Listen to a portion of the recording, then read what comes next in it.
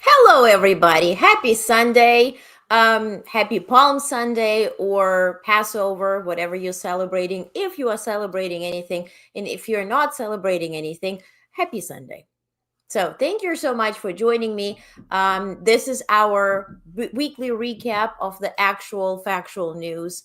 My name is Olga, known as Honest Brass, as you see right here across the socials. So, if we're not connected yet, I highly recommend you to do so. I report on actual news 24/7 and mostly on Blue Sky, also on X a little bit. And this video is today also streaming on Facebook. I figured, they kept sending me notifications. Let's try. But mostly this is YouTube. So again, your comments and questions are so welcome because you're part of this live stream.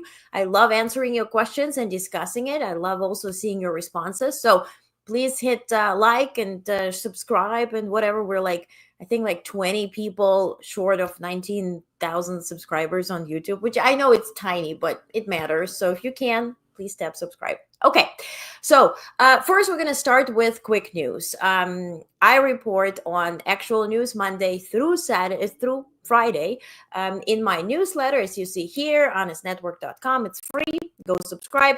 And then on Saturday, I have a weekly recap Canada version, Canada edition. So if you're not subscribed and you haven't read those news, go read because I'm not going to talk about it. I will recap everything from this week, but also the quick news that I haven't reported on yet that happened yesterday and today. And given our very interesting administration, that is, to understand it, you need to understand one thing, that this administration in the United States is running on vibes. It's vibes. It's not policies, knowledge, analysis, experience, law. It's vibes. I feel the vibe to do this with tariffs. I'm going to do that. And then I want to flip flop and I'm going to do flippity floppity flu. And we're going to talk about the tariffs as well, because it's a doozy, and it's all messy and the media picks up on it. Hence the cover of today's episode. It's really too much.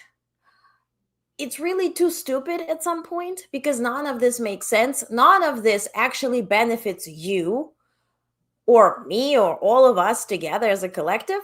But, we kind of have to dig into it. So first things, quick news, and then we're going to dive into tariffs. We're going to dive into President Trump's physical exam and his scare or scar, whatever they meant with this. We're also going to talk about geopolitical situation. I promised to explain to you how Greenland and Panama and Canada are connected with the situation in Ukraine and the minerals deal in Ukraine. So I'm going to have the updates on that. Also, there were some meetings between US and Russia this week. We're going to dive into that. We're going to see what Russia responded. What is Russia commenting? Also, the tragic, it's just murder. I mean, there's no other way to describe it. That did happen today in Sumy, Ukraine, where on Palm Sunday, people went to church and ended up 99 people hurt and 32 people got killed with a missile that was carrying just this ballistic, it's disgusting, and we're going to talk about it. I'm not going to show you videos, not to be banned or to disturb you so much on this Sunday night, but we're going to talk about it. We're going to talk about the response that Ukraine received and President Zelensky received from around the world. Hence, absolutely no response from United States of America. Not condemning this. It was just General Kellogg who said, oh, this is not right. But officially, White House or State Department has not issued any statements on that. Now, if they have, as we speak here, please let me know. I will be very glad to feature it. But Ukraine is already, plus 7 hours? They're already in bed. So, not timely, to put it this way. Hey, Patty. Hello. Hello. Hey, Honest Fam and Patty. Hello, Patty. Thank you so much for commenting. Thank you for being here. Okay, so first thing, Bernie Sanders and Alexandria Ocasio-Cortez, AOC, are touring and they are fighting against the oligarchy. And so this weekend they are in Los Angeles, in California. The crowds went wild.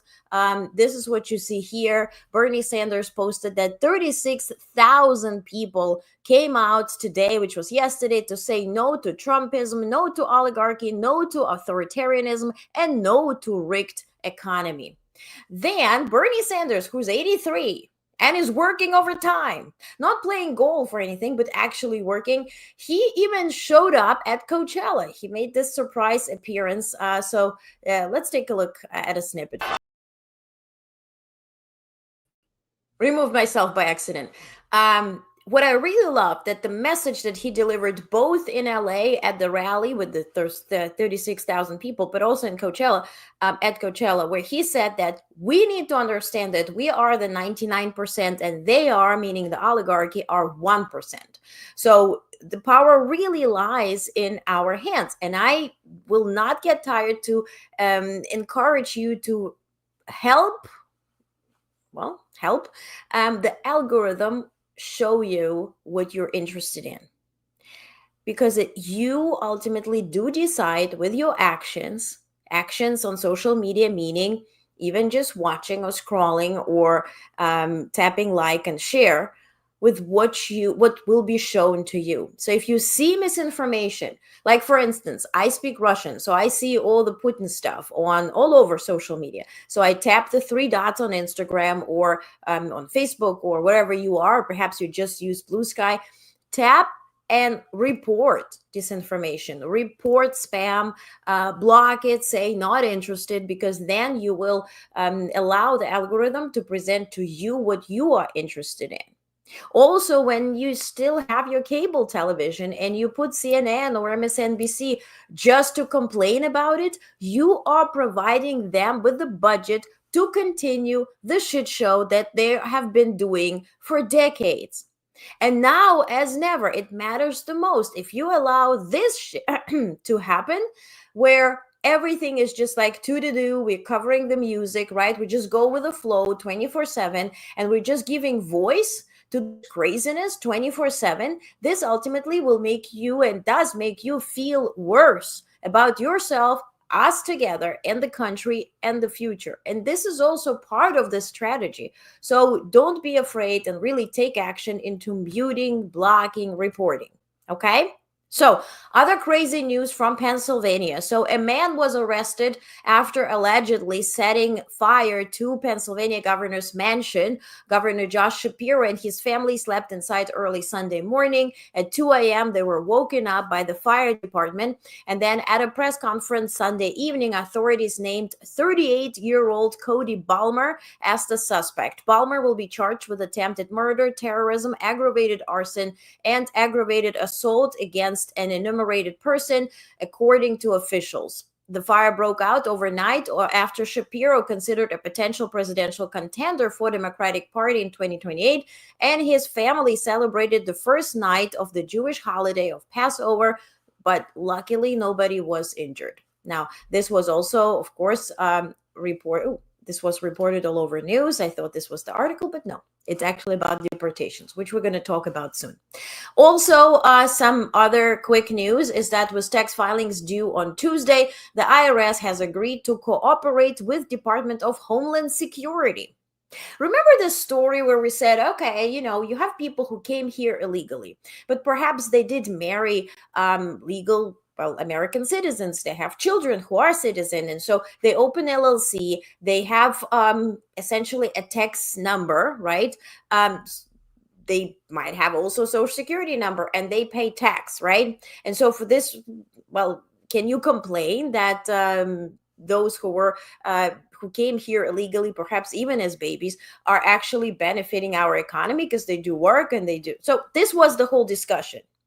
So IRS wants to stop all of this. They also want to delete, and they actually did start deleting social security numbers from those who came here illegally. And mind you, I've met, because I covered Biden administration, and I met those people when President Biden, it was August of last year, he introduced this law, which was again now canceled out and overturned by President Trump, where Biden stated that if somebody came here illegally, they have, and let's say they pay tax and they have proven to be a legitimate citizen, who's benefiting this economy, who is married to an American citizen and perhaps has children. And there was a guy who spoke at the White House at that point. I do have a full report. I can show it to you. I did a report on that, where he said he's a doctor who was saving people from COVID in the hospital, but he came here illegally as a 4-year-old baby. And so even though he's married to an American citizen, has kids who are American citizens, and he pays tax and is the doctor at a hospital, he cannot leave the country, and he has no opportunity to even apply to become legalized. So, and this was all about, if you're not an immigrant, you're not really familiar with that. But if you are an immigrant and you get a visa or green card or whatever reason to come to the United States, upon your arrival, you're given a form. The form is called I-94. And this is it's recording your arrival. And then on this form, now they just stamp your passport. Before it was I-94 form.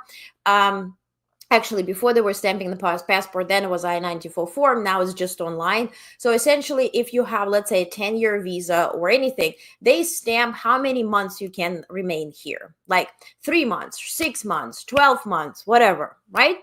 And this is up to that officer's authority or he has the authority to grant you 3 months stay or 6 months stay or 1 month, whatever, right? Based on that interview at the border. So this is the deal. Now, what this administration, or January USCIS, United States, the immigration authorities, are accounting for is if you don't have I-94, you came here illegally, so you were not granted a stay, even though temporary stay, then you're considered an illegal migrant, right? So this is sort of the notion. Now, what this administration does is one thing to catch you up on. So let's say somebody came here and has this I-94 and was granted a stay of 3 to 6 months or whatever, and then they overstayed their welcome, right?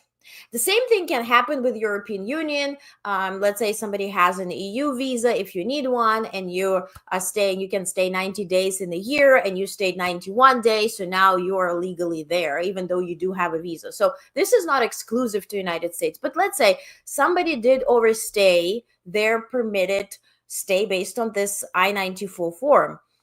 The only option for them would be to apply for a green card or anything, which would be connected to a family, let's say a reunion, if you have mother or father here, or you get married or whatever. But there was still a legal option to still stay based on your personal relationships. Like, you would not be able to apply for a job and stay if you're here overstaying your I-94. You have to leave and come here for the reason, which is that job or study or whatever. But if it is marriage, or you get a child or whatever, right? So if it's personal, like your personal connection, then this was permitted. So what this administration is doing right now, they're going back and seeing who overstayed the I-94, even though you came here legally, you stayed there legally, but you overstayed this granted permission to stay in the United States. Now they consider this illegally, as if you were here illegally, right? And then if you, let's say, got married and got your green card and citizenship, now they question it if it was legally done, even though you came here legally, but you overstayed your permission. So see, like they're diving into these details, which I think normally Americans do not really understand because you don't really have to deal with that. But those things will question a lot of people's naturalization, green cards, and whatnot. But back to the migrants who came here without this I-94, which is considered you came here illegally, and that's what this administration labels as a criminal, right? So it's not per se a criminal, right? It's somebody came here, let's say they were fleeing Mexico, whatever, and they crossed the border, they applied to process asylum case, they were let go inside the country, they received benefits so they're not hanging on the street or start stealing from people. This was the whole idea, right, with migrants. And then they're awaiting their court case, and then asylum is granted and they're here, right? Which there is a legal path to it, which was really altogether embraced by President Biden. Now, once you cross the border illegally, like you didn't have this I-94 and the reason and permission to come in, now you're considered a criminal. So this is like how far in detail this administration is going and how far it does change even the whole idea of migration and immigration. So for that reason, not many want to come here, right? Because also, let's say you're on a student visa, and I've known a lot of people who, let's say you come here, you have a student visa, your permission is to stay as long as your study goes, but then you got your internship, and then your university applies to extend this stay. But meanwhile, as you wait for your permission to be approved, now you are illegally here. But then you got your your internship and whatnot. So like those little things, if we dive into this days, how many days somebody was here and now we're label everybody criminal, like then we're getting into this for lack of better word, shit show. So now, with tax filings due Tuesday, the IRS has agreed to cooperate with Department of Homeland Security. ICE would submit names and addresses of undocumented immigrants with final removal orders, and the IRS would check that info against the taxpayer records. So now, essentially, IRS became in cahoots with the Department of Homeland Security. And because they fired a lot of people from the IRS and we are in tax season, they are lacking people, and Homeland Security or DHS is helping, type of thing. Now, in other news, what else do I have? Hi, Katie. Hello. Hi, everyone. I'm gonna watch on my TV. Please send my good vibes. I'm very sick. Oh my goodness, Katie. Let's pray for Katie. Katie, please feel better. We're here with you, and we really wish you to get better very soon. Been very sick this week. I miss everyone. We miss you too. Hey, James. James is here. Yay. Sending Katie good vibes. Sorry to hear you're sick. Feel better soon. Yes, James. Thank you. Thank you for being here. We have a good family here, right? Okay. So now, Ukraine is seeking solutions to repair the damage caused by Russian drone attack to the confinement vessel at the stricken Chernobyl nuclear power plant. As you remember, perhaps a month ago, Russians were bombing literally a Chernobyl nuclear plant that is, of course, inactive and nobody is there, but it still contains radiation. And so they're trying to cause this disaster, and Ukraine is trying to fix it now. So the administration of President Trump granted exemptions from steep reciprocal tariffs on smartphones, computers, and other electronics primarily imported from China, delivering a significant break to tech companies. Now we're going to talk about tariffs because this is not even the latest news anymore. And it's a Sunday. And it's Palm Sunday. Like, anyway, I'll catch you up on that in a second. So okay, so Russian Foreign Minister Lavrov praised United States President Donald Trump on yesterday, for what he described as a deeper understanding of the Ukraine conflict than any other Western leader. Quote, "When we speak about eliminating the root causes of any conflict, including the Ukrainian conflict, this is the only way to resolve the problem and establish a long-lasting peace, or remove the root causes." Like, remove Ukrainians. That's the root cause of Russia's problems. And they're praising Trump for understanding this. I'm going to talk about that, but pathetic. So, the Trump administration is drafting an executive order to authorize the stockpiling of deep sea metals in a bid to reduce reliance on China's dominance in battery minerals and rare earth supply chains, the Financial Times reported yesterday on Saturday, citing sources familiar with the matter. Also, the Trump administration aims to finalize 90 trade deals in 90 days because everything is a slogan, everything is a vibe, everything has absolutely nothing to do with policy, common sense, analytics, wisdom, knowledge, profitability. It's a vibe, because the vibe tells you that do 90 days, 90 deals in 90 days. It's like, like a how to lose a guy in 40 day, whatever, right? 40-day virgin. It's a good thing, right? It's a vibe. It's a shit show. Okay, so European Union Trade Chief Maros Sefcovic is expected to arrive in Washington, D.C. on Monday, tomorrow, for urgent talks over the sweeping tariffs announced on April 2nd. The EU remains one of America's largest trading partners, with nearly $1 trillion in two-way trade last year. And what we need to understand, this is a huge factor that this White House is completely ignoring. That if we think about trade and they talk about deficit, if we were to consider the services that United States is selling, right, like IT, systems, intelligence, and whatnot, then actually we are in great surplus, right? If we consider selling the services and the services sold to EU, to also Asia, and around the world. So it's really a complete nonsense to talk about, selling metals or selling products or whatever, and then consider that a deficit, and somehow we now punish people because we sell them less than what we buy. I'm in complete deficit with my grocery store. Every time I go to the grocery store and spend money, I buy stuff, I'm in complete deficit there because they never buy from me. But when I go to my work and they pay me for my work, now they are in deficit because they pay me to do my work. And that's how I balance my, financial sheet, so to speak. So what kind of sense does this make if am I going to go to Whole Foods and say, okay, I bought yogurt from you, now give me $1, because I don't want to be in trade deficit. Bad. You control me. You give me all the groceries. Give me something back.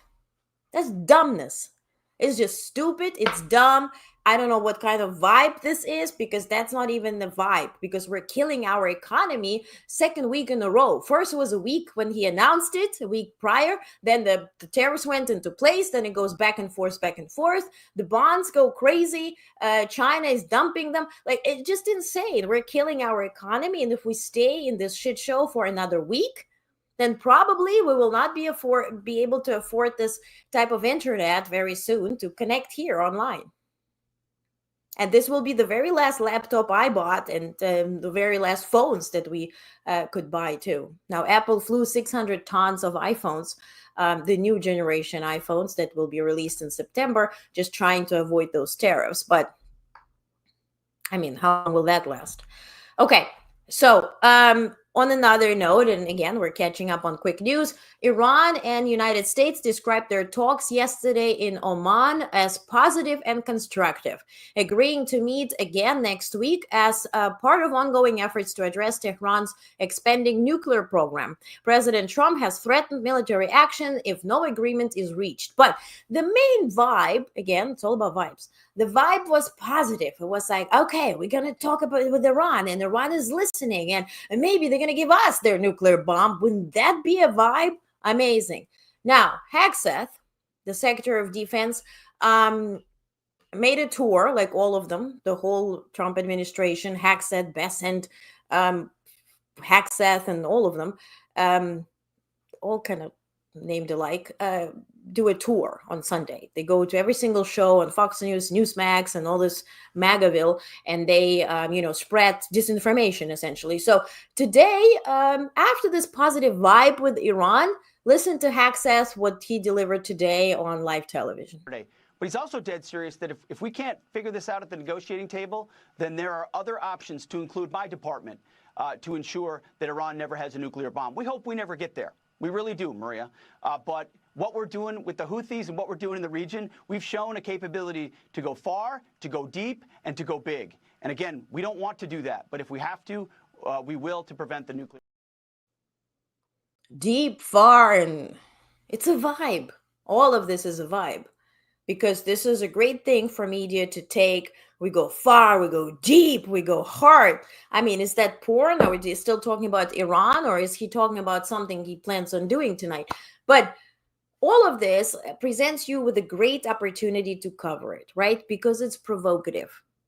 You know this song in Paris, Jay-Z and Kanye West, when Kanye was a good Kanye? You know, like, what does it mean? Nobody knows what it means, but it's provocative. That's the theory here, you know? It's provocative. It's a vibe.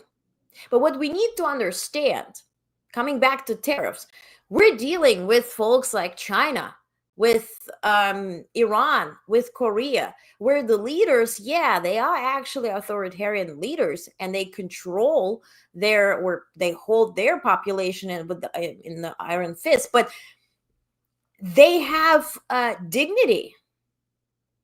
If you think about Japan, if you think about Asia altogether, these folks have dignity. This is in their DNA. This is historically something they take pride in. You're not going to come on live television and say, I impose tariffs, and everybody comes in and, quote, kisses my ass. This is where it ends your negotiation. Nobody's going to go this far. Money here or there, it doesn't matter. It does not matter for these cultures who have existed for thousands of years before United States existed. And I'm not pro-China. I mean, how can you be? They're killing Ukrainians now. This has been proven by Zelensky. Now, whether those are some, soldiers who travel to Russia to just fight, or it's controlled by Beijing or not, they're killing minorities. They're just dismantled Democratic Party in Hong Kong. This is it's a regime that controls people. You cannot be in favor of China or be friendly to them at all. But what we need to understand is that what they're doing is systematic, is strategic, and has nothing to do with vibes. Hold on with that. So let's finish the quick news. Former Brazilian President Bolsonaro may require fifth surgery related to 2018 stabbing he suffered while campaigning. Bolsonaro posted on X Saturday that he experienced severe abdominal pain during the event, an event with supporters in northeastern Brazil. Also, Tanzania's main opposition party, Chadema, has been disqualified from upcoming elections. A senior election commission official announced on Saturday. The move follows charges of treason brought against the party's leader, accused of attempting to disrupt the electoral process. Tanzania. They have democratic process. Now look at us. We have vibes. A brutal assault by Sudan's Rapid Support Forces, this RSF, on Zamzam camp for displaced people near Al-Fashir has left hundreds dead or injured. According to Foreign Ministry on aid organizations, the attack is being called one of the worst atrocities since the conflict began. And of course, Sudan is in every single briefing and readout when it comes to European Union, when it comes to the UK and France. It also sometimes mentioned by also the State Department in the US. Now, thousands of Hungarians, remember Putin's friend and Trump's friend and Viktor Orban, yes, the pig of the EU. The thousands of Hungarians gathered in central Budapest on Saturday to protest right-wing Prime Minister Viktor Orban's attempt to ban the annual Pride March. Now, he took this idea as to, let's cancel out DEI. Rings the bell. Let's cancel out DI. Let's cancel out Pride March. But what they're doing is they're prohibiting people from actually gathering and protesting on the streets. But this is sort of positioned and marketed as anti-DEI. You dig? Okay, so dressed in gray and carrying banners that ironically mock the restriction of colors and diversity, demonstrators condemned the government's move. Now, Turkey is also protesting because Erdogan in jail pretty much. His opponent, who could have gotten a chance to beat him in the presidential election. He is the mayor of Istanbul, but at this point, he is not allowed to run, and so people are protesting. So, as to the weekly recap, let's start now with some videos. I have a lot of videos for you. So the week started with Trump calling his cabinet. And if you want to feel the vibe, it's all about the vibes, right? This was the vibe of the meeting. Take a look. Sir, first, we are, I would say, more than friends. We've all become family. And I think that what you have assembled in your vision is a turning point and an inflection point in American history. And so just being a part of that is the greatest honor. So thank you for that. And again, just the relationships here and the honor and respect we have for each other is a reflection of you and your leadership. So I just wanted to say that first. The second. Agriculture Secretary. And I will not waste your time, but it's the second time already. I think they're meeting once a month. It goes all around the table. Last month, I thought it was like sort of a one-time thing, like, oh, we're happy to be here. But it was also the same strategy for all the ambassadors that were chosen by Trump. Everybody was thanking him. And so this time, yeah, everybody was pretty much licking everything. And okay, this aside, also, Trump informed all his secretaries that Elon Musk will not be present at the meeting. They showed up to the meeting and Elon Musk was already seated there. Hey, guys, I'm here. And everybody was surprised because he's kind of pissing off the entire administration.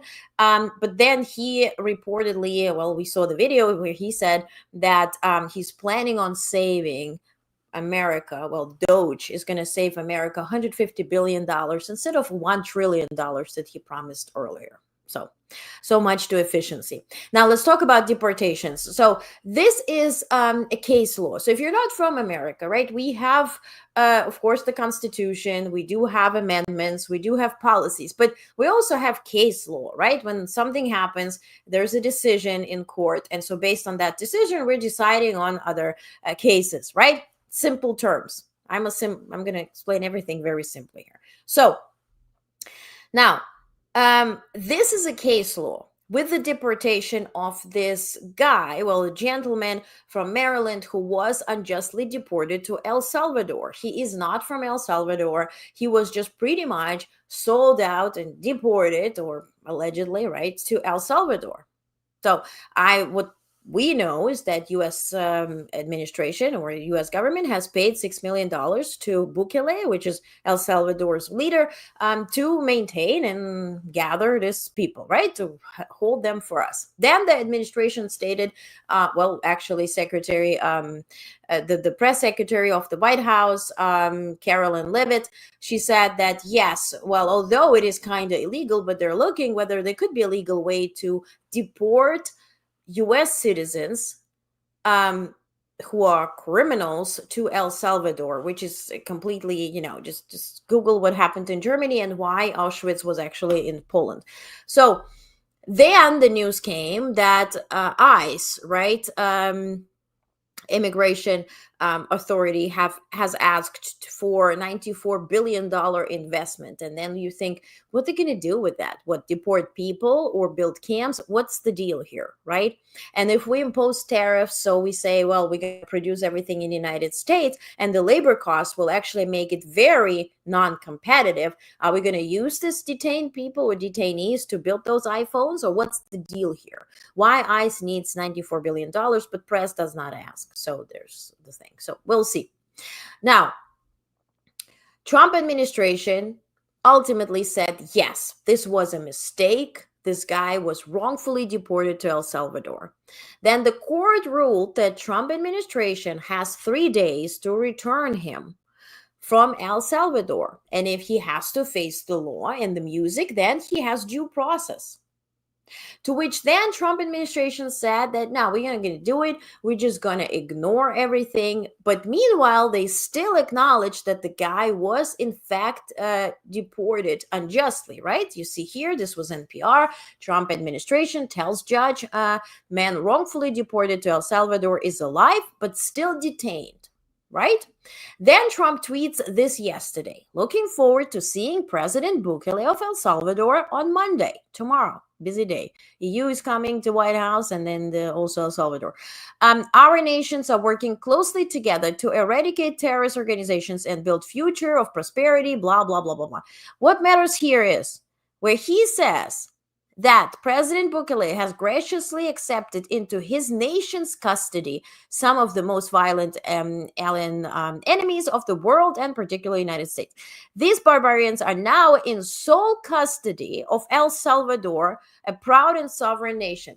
In sole custody of El Salvador. So if somebody was, let's say, a criminal in the United States, perhaps they came here illegally, like what they claim this gentleman did. In 2011, allegedly, he came here illegally. What does he have to do with El Salvador? And why is he deported to this, the worst prison, essentially, right? It's like you're deporting people in Gulag in Russia. So then yesterday also Trump administration issues this statement where they say, yes, he's actually, based on their understanding that this gentleman, Alberto Garcia, is currently being held in the Terrorism Confinement Center in Salvador. He's alive and secure in that facility. He's detained based on their sovereign domestic authority of El Salvador, which really makes no sense. If you did some bad stuff in the United States, why are you in jail in this confinement in El Salvador? And why are you under their jurisdiction? And again, if this is okayed by the courts, and by the public, and by the politicians and policymakers, this presents the first case where this is green lit, so to speak. And so others will follow. And if you think they will stop at somebody who came here legally or perhaps has an outdated I-94 form, as I explained to you, this is just the beginning, because we base our law on cases. So then Alina Habba, which is Trump's attorney, who, was with him in all his court cases in New York and whatnot. Now she's attorney general for the state of New Jersey. So she went on television today to talk about this case. Take a listen. State of New Jersey. How are you, Jesse? I'm doing great. I don't understand the Supreme Court. We deported an illegal alien gangbanger back to the country where he was born and raised, and they're saying we didn't do it the right way and we have to do it all over again. Why don't we just leave him there and say, okay, case closed? Because this was part of the plan, right? So I can't speak politically. I'm going to speak solely on criminal. Here's how it goes. You come into this country. I believe his year was 2011. We know that was an illegal migration into this country. He didn't come through the front door. He went through the back door.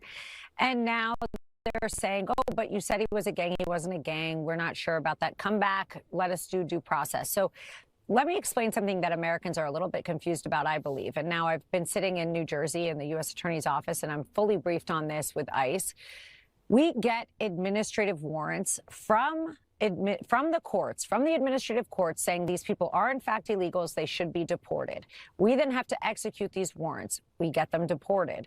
Then you have judges saying, no, no, we don't like the way that was done. Put them back on a plane, bring them back to only establish what? That they were deported, or maybe they were or were not part of a gang. I don't care. You are, by definition, illegal. Okay, per the executive order, per the federal law, which is what my job is to follow. It's not political. It's law. You do not come into this country illegally. If you do, you will be deported. Period. The end. Full stop. That's it. It's pretty simple. And I really want to ask people, when you go through this, when you're fighting laws, when you're fighting federal laws, in my state, in our state, Jesse, and obviously you're my neighbor, but in our state, we have issues where we have politicians standing up and it's very rich, right, to say that it has nothing to do with politics. This is law. When Trump was facing the same law, right, the federal law, what they say, it's not even executive orders written by President Biden or Obama or anybody. He was facing laws, and this was political, right? They called it witch hunt. And now this is not political. And the poor guy is just has to be in El Salvador. This is a father who has a child. I think he has a couple of children. One of them is autistic or special needs child. He has a wife. And then what's going to do? Who's going to help? And this is one case. one case of a lot of people who have been deported. And those who did the study said that only a percentage were actually criminals. And remember this M13 or whatever, this big gang, from there was a whole conference, right, a week ago by Attorney General Pam Bondi, who said, gloriously that, yeah, we got this leader of this gang and whatnot. And then a week later, they said this was actually not a leader of the gang. But this was not really much covered by the media. So we're okay. Listen, I do agree with Alina Habba, and she's Attorney General for New Jersey. Congratulations. We can all agree that we don't want criminals roaming on the streets. But what we agree on, is that everybody has a process and or can face the process. That is what this law is based on. If we can all agree that we do value somebody else's life as much as our own, then we can agree on fundamental values. And I think those are the questions that we need to ask politicians when we go to next elections, United States, but also globally. We need interviews where, and this is not done in the debates where you have to outcompete and outscream pretty much your opponent. And yes, I will be covering the debates in Canada on the 17th and 18th, but this upcoming week. But this is not done in the debate constellation. This is not done in your prepared speeches at the rallies, right? When you come in, there's a teleprompter. Yes, you deviate a little bit, but you go with the flow, right? And you have those slogans that we all, cannot forget years later, right? Or a month later, as you remember, perhaps with Kamala Harris, when we fight, we win, and all that kind of stuff. Or yes, we can with Obama. So slogans. But in interviews that are one-on-one, done with the person they trust, can we ask questions to figure out the fundamental values of this person? Number one, do you value other people's lives as much as yours? Do you value the Constitution when it comes to you, or when it comes to others as much as when it comes to you?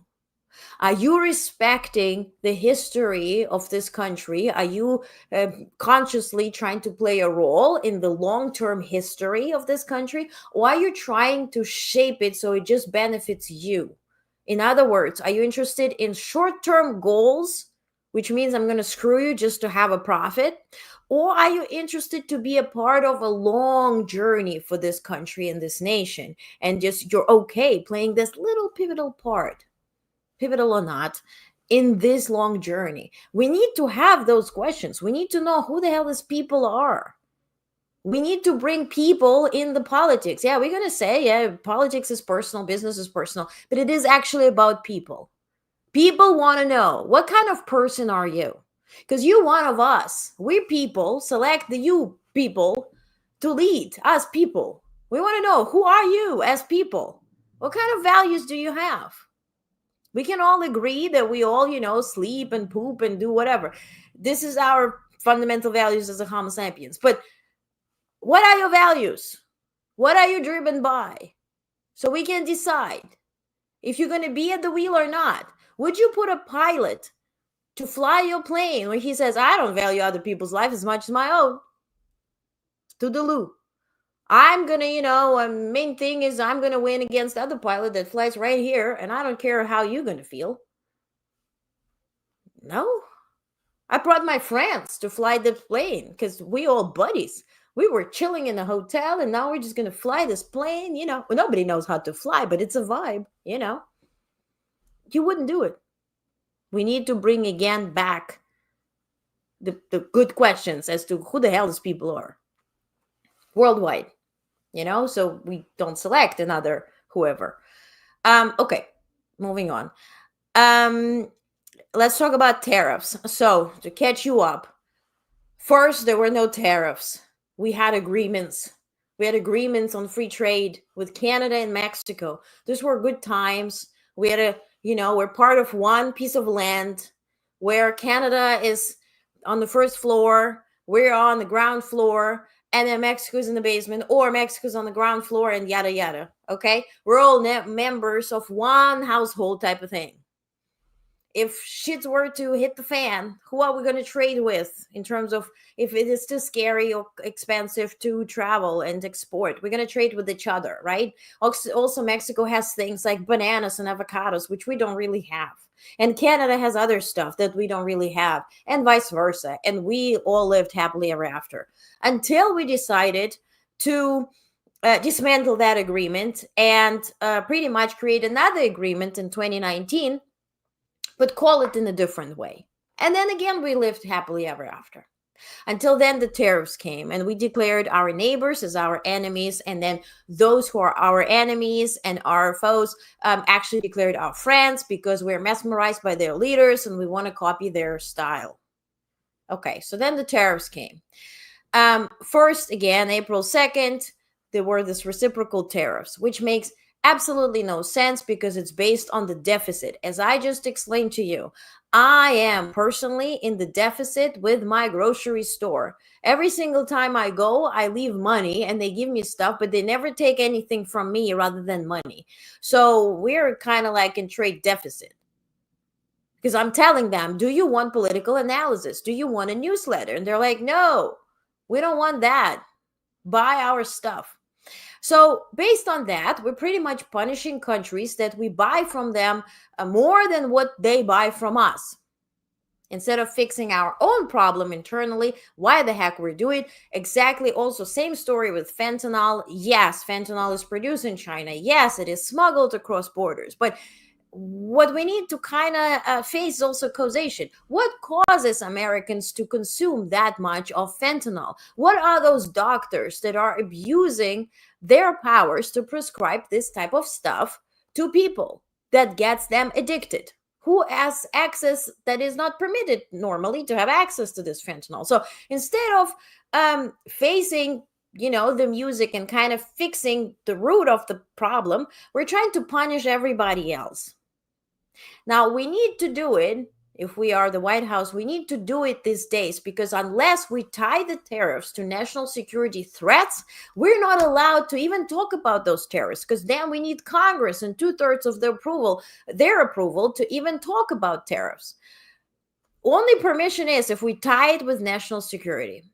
For that reason, first it was fentanyl, and then it's a national security measure, the tariffs, right? Because we are in the trade deficit. And somehow the trade deficit, as of today, is labeled a national security threat by the Trump administration. This is a fact. I'm going to show you a video of them talking about it. How is this connected? We don't know. So, reciprocal tariffs came, which is not really reciprocal. It's just punishing people for selling us stuff and us buying whatever, more than what we sell them. And then the flippity-floppity started, right? Because our allies, they started actually building alliances without us, right? China talks to EU. Now they're talking about, because earlier this year, or actually end of last year, EU imposed 100% tariffs on Chinese electric cars. Now they're going to actually dismantle them, see them as a tax, just impose VAT and all that stuff. So they're talking to each other. That's all we need to know. Also, China is building a free trade alliance with South Korea and Japan, which they stood all three together and shook hands, which in normal case scenario, you would be like, what the hell is happening here? Are these people free trade? What? But China is looking for a different market because they see this being very problematic with the United States. And no, if we stop buying from China, China is not going to close the shop. They're going to flood the EU market with their products. Hence, the president of European Commission called Xi Jinping and said, look, don't flood our market. Let's see what else we can do. Maybe you can sell to Caribbean, maybe you can sell other places, but don't flood our market because then we need to impose tariffs to protect our producers, right? So essentially, this causes a whole shit show.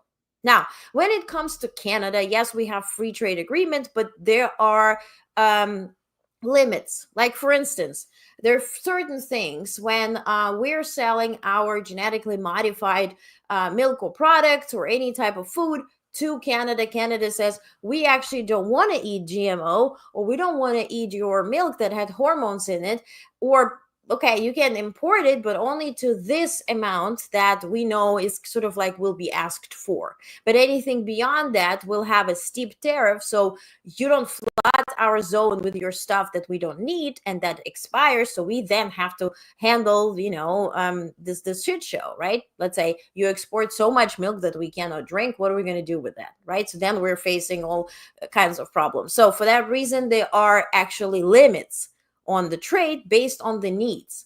Now, if you look historically seen, those limits were never reached. Like, for instance, there are limitation on ag exports, and they're set on the Easter when the when people consume more eggs than ever, right? And so this is the tariff is based on that number, which again is never reached. So for that reason, it makes no sense where this White House, the current White House administration says, well, Canada imposes 400%, tariff on our milk. It's based on the proven need that Canada has in our milk or the lack thereof, right? Then the talk was about Australia not buying our beef. But then again, our beef has hormones in it, and Australia has rules not to import such stuff. And they call it artificially created tariff barriers or trade barriers, right? Which, if you think about it, not really. Maybe you should not inject your beef with hormones, and then you can sell all over the world. For the same reason why you cannot bring an apple from European Union into United States. Even when you fly on an airplane and you have a piece of fruit or whatever from European Union, you're not allowed to bring it in because it's non-GMO and we have a different type of standards. You can actually go to jail for that. So now that's sort of the story. So the tariffs were imposed. Some countries started negotiating, countries like, let's say, Taiwan, because they're an island. If they don't sell, they cannot buy. If an island cannot sell, cannot buy, has no money, the island doesn't eat. The island then does what? Turn to China and says, hey, I actually like you. Sorry. I wanted to be independent, but I kind of, let's do that thing. So this tariff is pushing those countries that gladly would be independent from Chinese regime into Chinese arms because they cannot trade, right? Taiwan is famous and infamous for the chips that go into every single piece of electronics that we own. But now with the tariffs, it's facing this sort of music where, how are they going to sell? Also China, right? So essentially the tariffs were then by Trump paused. He called it a pause, but essentially he did a 10% or imposed 10% tariff on all nations aside from China for the next 90 days. And if you think 90 days is not so long, we're 80 plus days in the Trump administration. So a lot can happen, okay? But on China, ultimately, it was 125% tariff. Now it's 145% tariff. Then the problem is that if you look around your home and you check what is actually made in China, you will realize that actually quite a lot is made in China, especially also electronics, especially companies like Apple and Siemens and those who donated to Trump inaugural fund, $1 million plus. They also attended a dinner a week ago, which was $1 million plate dinner at Mar-a-Lago to negotiate that because that puts them out of business. What these companies started doing is, yes, importing products before the tariffs were accounted for and hit. They started flying products. Apple flew 600 ton of iPhones and whatnot. But this is a short-term solution. So what they're figuring out is, what if we choose a third country, right? What if we actually go to Mexico? What if we go to Canada, right? And this is the current discussion where China talks to Canada and talks to Mexico and says, okay, you have 10% tariff. So what if I just, send this stuff to you and you then import to the United States? So yes, people are finding solutions. People always will find solutions to be profitable. But we kind of look dumb on the yard because then we are now facing reciprocal tariffs. Now, this is a real reciprocal tariff because we say 145% on China, China goes 125 on you. Because now we are in this sparring thing. So ultimately, Friday comes in, Trump administration says we're going to eliminate tariffs, or we're going to exclude electronics, consumer electronics and microchips from any tariff, right? Which then puts us in this situation where, here's a good meme, here you go, where if you you have 10% tariff on apples and 0% tariff on the Apple computer. But also it puts us in this situation where if I want to build a laptop in the United States and I will be importing different parts, it will cost me extra money on the tariffs. But if I build my laptop in China now, since it is excluded from the tariffs, now I can import it tariff-free. So what about those big factories that we're about to build in the United States, which Lutnick, our tariff czar, was promoting last week? Let's revisit what he was saying. Great American workers. You we are said going to robots replace on other the networks. armies of millions of people. Well, remember, the army of millions and millions of human beings screwing in little screws to make iPhones. It's a dream. Okay, so then Trump on yesterday, flying on Air Force One, said that he will provide an update on his administration's approach to semiconductor tariffs on Monday. Quote, I'll give you that answer on Monday, unquote, Trump told reporters aboard Air Force One. Yesterday, he flew to Miami with Elon Musk and his kid, Human Shield, to watch UFC fight where they cheered for Russians beating up Hispanics. Short terms. Shaq was there, shaking Trump's hand, and Dana White and all of these people. Trump ignored Cheryl Hines, that's what her name is, RFK Jr.'s wife. Also, when he entered the arena, everybody screamed, everybody clapped. It was USA chants. I'm going to spare this. So this was the story. So while flying there, he said that Monday, tomorrow, he'll provide an update on semiconductors. But what screwed it all was actually China responding today, saying that actually excluding electronics from those tariffs is a good move. And it's the first step that America actually has taken into the right direction. Here's their tweet. This is Chinese embassy in the U.S. The U.S. side, the American side has released a memorandum exempting certain products such as computers, smartphones, semiconductor manufacturing equipment, and integrated circuits from reciprocal tariffs. China is assessing the related impact on this move. This is a small step for the U.S. side to correct its wrong practice of unilateral reciprocal tariffs. And then those they had attached the documents in Chinese. I have used my Google translator to prove that, yes, that's exactly what they said.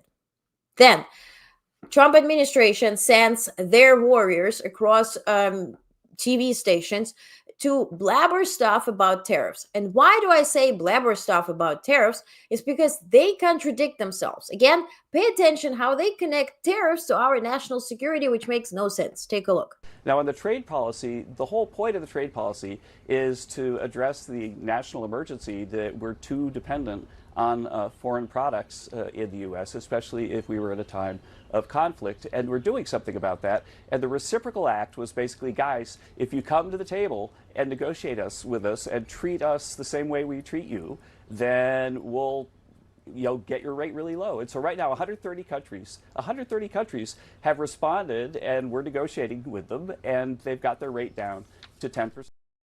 Blah, blah, blah. Okay, what are they negotiating? What I want to know is, do you say there's a lot of deals? It's like a guy who says, or a girl, doesn't matter, who says, I have so many marriage proposals. Every single person on the street want to marry me. Show me one. Who got on that knee? Who gave you that goddamn ring? Show me one. Tell us, what are those deals? Who is calling you? Because nobody's talking about calling you. Because what we can actually experience is rather this. You're waiting on a call. What we're experiencing is this. You had a wet dream about being red, and now you're in the red. Who's calling you? Can we know? No. So as much as I despise Jake Tapper, because he screwed Biden and lied about it, and then wrote a book lying about it, I actually have to give him props for asking the question, well, why this Hesed guy actually contradicted himself on the tariffs. Take a look. Trade Representative Jameson Greer told senators, quote, "The president has been clear with me and with others that he does not intend to have exclusions and exemptions," unquote, to these tariffs. But now we know about these carve-outs for electronics imported to the U.S. that we talked about. You talked about at the top, smartphones, computers, chips. It's a contradictory message. I mean, I understand that you're saying that this was the plan, but Lutnick, it seems like nobody told Lutnick and Greer. No, I disagree with that. I think that absolutely the characterization that I gave you at the top of the hour is the thing that everybody understood all along. But I can see that when you're getting interviewed here, interviewed there, that somehow, like, not having the time like you and I have now, just show the big picture, can make it so that people don't have a complete picture. Oh, we see the picture, honey. We see the picture. We see your vibe. We also see the picture because guess what? We can zoom out and see everything. We, as consumers of this television entertainment, we have the ability to use our remote and go from channel to channel. If we're not stuck on Fox News and Newsmax, if you feel me. And we can see a bunch of your interviews within 1 hour. We can listen to all of you. And we can realize that none of you actually knows what the hell they're doing. Which leads us to this guesstimation that you actually don't have a plan. You go by the vibe. Because, you know, a lot of entertainment, a lot of vibe. So, who made this comment? You're a vibe. Hey, Brett. Thank you, Brett. Thank you. I appreciate you. Okay, so, moving on. Latest. China said, good move, good step, kudos. Trump says, oh, no. I don't want to deal with China saying that I did something good. Heck no. He tweets this. Let me pull up my phone because I'm going to not see it. Okay, so he says, nobody's getting off the hook for the unfair trade balances and non-monetary tariff barriers that other countries have used against us, especially not China, which by far treats us the worst. There was no tariff exception announced on Friday. These products are subject to the existing 20% fentanyl tariffs, and they are just moving to a different tariff bucket. The fake news knows this, but refuses to report on it. We're taking a look at semiconductors and the whole electronic supply chain in the upcoming national security tariff investigations. What has been exposed is that we need to make products in the United States, yada, yada, yada. So this administration's approach is to shoot and then aim. You know? I would just gang bang everybody, and then who did I knock out? You? Woo. Okay. Well, vibe makes no sense. Okay. So, and then we have the dream versus reality. We ended up in the red, the bonds, you know, China is dumping, essentially. Well, we have to see. 9 p.m. rolls in, which now Chinese markets or Asian markets are opening, and we have to see what they're going to decide to do with the dollar that actually heavily depends on them. Now, what we need to also understand is that experts are openly actually commenting on economy, which again, speaking to this gentleman who said we don't see the picture, gives us the picture, right? Let's listen to one of such analysis. Take a look. Where we are in the markets is a much worse place than where we started. For all the ups and the downs and whatever, the market is well below where it was before the president decided to embark on this craziness. The dollar is much weaker. Our treasury yields have gone up significantly, which raises the cost of borrowing for the government and exacerbates the deficit problem that you well know we already had. So nothing good has happened out of all this, and a lot of bad stuff has happened out of all this. No shit. A lot of bad stuff happened. We also don't even know what type of new bad stuff is going to happen as we hit Monday. Now, Mark Kelly also ranted about the tariffs. Take a look. Hey, folks, hard to put the ship back in the donkey, but let me tell you where I think we can start. We can cancel these tariffs, have real trade negotiations with our allies and our adversaries, and get this economy back on track. This was a mistake. The president said no other president would have done this. Yeah, I'm pretty confident that is true because it is. Mark Carney, Prime Minister of Canada, said this about our closest ally. Take a look. I told the President that I will be working hard for the next month to earn the right to represent Canada in those discussions, to get the best deal for Canada under the new U.S. approach. At the same time, Canada must be looking elsewhere to expand our trade, to build our economy, and to protect our sovereignty. Canada is ready to take a leadership role in building a coalition of like-minded countries who share our values. We believe in international cooperation. We believe in the free and open exchange of goods, services, and ideas. And if the United States no longer wants to lead, Canada will. This guy signed Canadian dollars as a head of the bank. So he knows what he's doing. And also Trump, unknowingly, is helping Carney to be elected now on April 28th as Canada is facing elections. Actually, even those non-official polls, right, when people bet against or in favor of certain thing or certain individuals are all in favor of Carney. Take a look here, right? 2025 Canadian election. Live and accurate forecast by the world's largest prediction markets. So now the markets are now have Mark Carney as the 3-1 favorite to win Canada's election in 2 weeks. Again, Canada, don't give up. Put the elbows up. Everything you do, please vote. Don't relax. It's too early. But Polymarket was kind of, accurate-ish when it came to U.S. elections. Now, officially, Mark Carney is indeed leading, is 44.3% against the Conservatives, and Maple MAGA guy, Pierre Poilievre, who's now at 37.5%. This was as of April 11th. Now, today is 13th, so we can check the latest news as well. So, Carney is also running a big campaign. He's traveling all over Canada. He's uniting the provinces. They're dropping tariffs for the trade between the provinces or among those, and they're improving the economic situation within Canada, making it what Carney says, aiming to make it the strongest economy in G7. Now, this is a big ambition, but with somebody at lead who actually knows what he's doing, this is a very good possibility. Now, they also released this video, essentially also, fairly so, using the situation with tariffs to promote Carney's campaign. Take a look. Who is ready?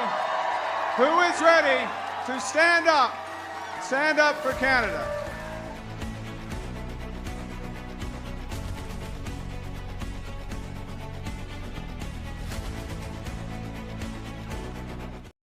Can you judge? No.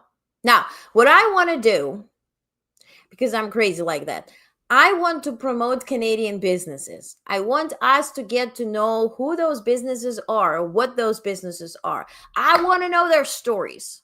I want to know how they built those businesses. I want to know what types of businesses there are, right? Because they say Canada strong, shop Canadian, right? Because we're screwing these good people. So we might as well support them. Right? Because the newsletter is read in 112 countries. I'm going to celebrate it towards the end of this live stream.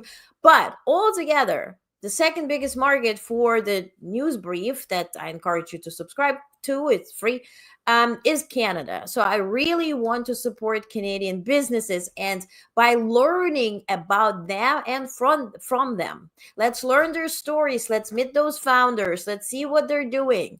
Let's see how we can help them and purchase something that actually we like and that will help them. So we're going to have Made in Canada live event on April 26th.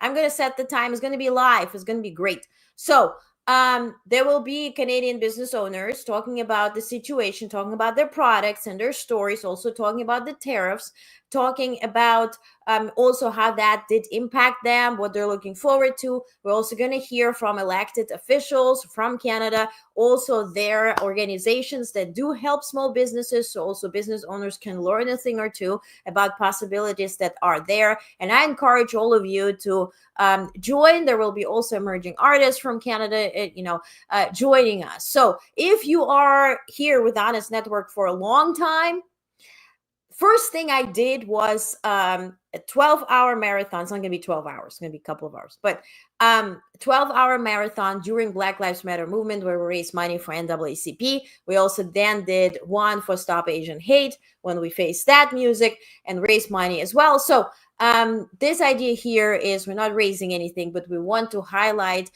businesses, but also have a good time, have something positive to look forward to. It's not scripted. It's not this Oscars where you have like everybody's unrelatable. It's going to be relatable. It's going to be relaxed. We're going to have a good time. Okay. So now if you're a Canadian business, go fill out the form so you can be featured. Okay, you can be live, you can be pre-recorded. I know not everybody is happy to be live on screens, but we're going to make it happen regardless. So in my latest newsletter, so if you go to honestnetwork.com, I have this Canadian version, right? The Canadian edition, weekly recap, which premiered yesterday.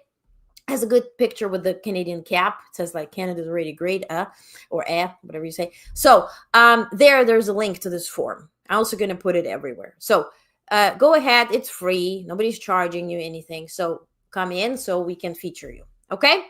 On this note, let's talk about moving on. Other story, right, which is connected to Canada, but also goes further, which is very unfortunate for United States because, not everybody is an a-hole in United States, right? Not every single city and state is like to avoid or to be avoided for the next 4 years. But unfortunately, we're seen as one nation, or fortunately, right?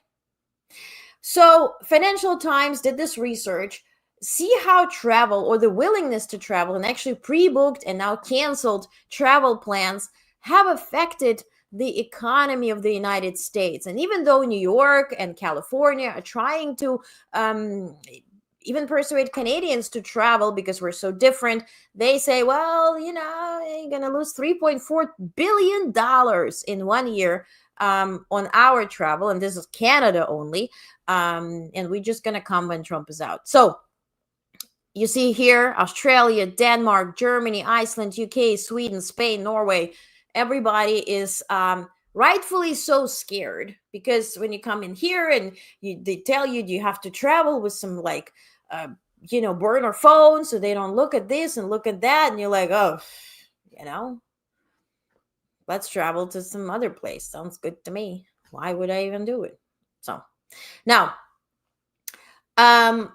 other stuff that I want to talk about. What I want to talk. Okay. So state of diplomacy. So we're lacking a little bit or a lot of analytical skills or actually professionalism, right, when it comes to diplomacy. Speaking of that, former Secretary of State Antony Blinken gave an interview where he spoke out on the current state of American diplomacy and what is actually at stake. Now, he's not harassing anybody. He's just simply analyzing and also sharing his point of view as to what did the Biden administration leave us at, or where it did leave us at. So take a look. We're dealing with China alone. We're what, 20% of world GDP? When we're aligned, as we were just a few months ago, with partners in Europe, partners in East Asia, we're 50 or 60% of world GDP. A lot harder for China to ignore. That's the way to get results. So I'm afraid that, we're heading to a place where instead of it being America first, it's America alone. Your last speech, in your role as Secretary of State, you talked about Germany and Japan being our closest allies. Yeah. We are now apparently in some form of negotiation or conversation with Japan over these tariffs. Mm-hmm. What do you think the relationship ultimately looks like after this? And do you think that the toothpaste is out of the tube, that the relationship has fundamentally changed at all for countries where we were allies or are allies, whether it's Germany or Japan or the UK, given what's happened here even just the past week? Look, one of the most extraordinary developments over the last 80 years, which in the sweep of human history is not a lot, is the fact that over the last 4 years when I was on the job, probably our two closest partners were Germany and Japan. Which is crazy to think about. Remember what we did to Japan? Remember what Germany did to us and everybody else? To have them as our strongest partners in 2024, just to say that Japan wants now to join NATO and is really trying to do anything possible, free trade with China, South Korea, and EU just to survive, because we're screwing people who own so much of our national debt. This is just incredible.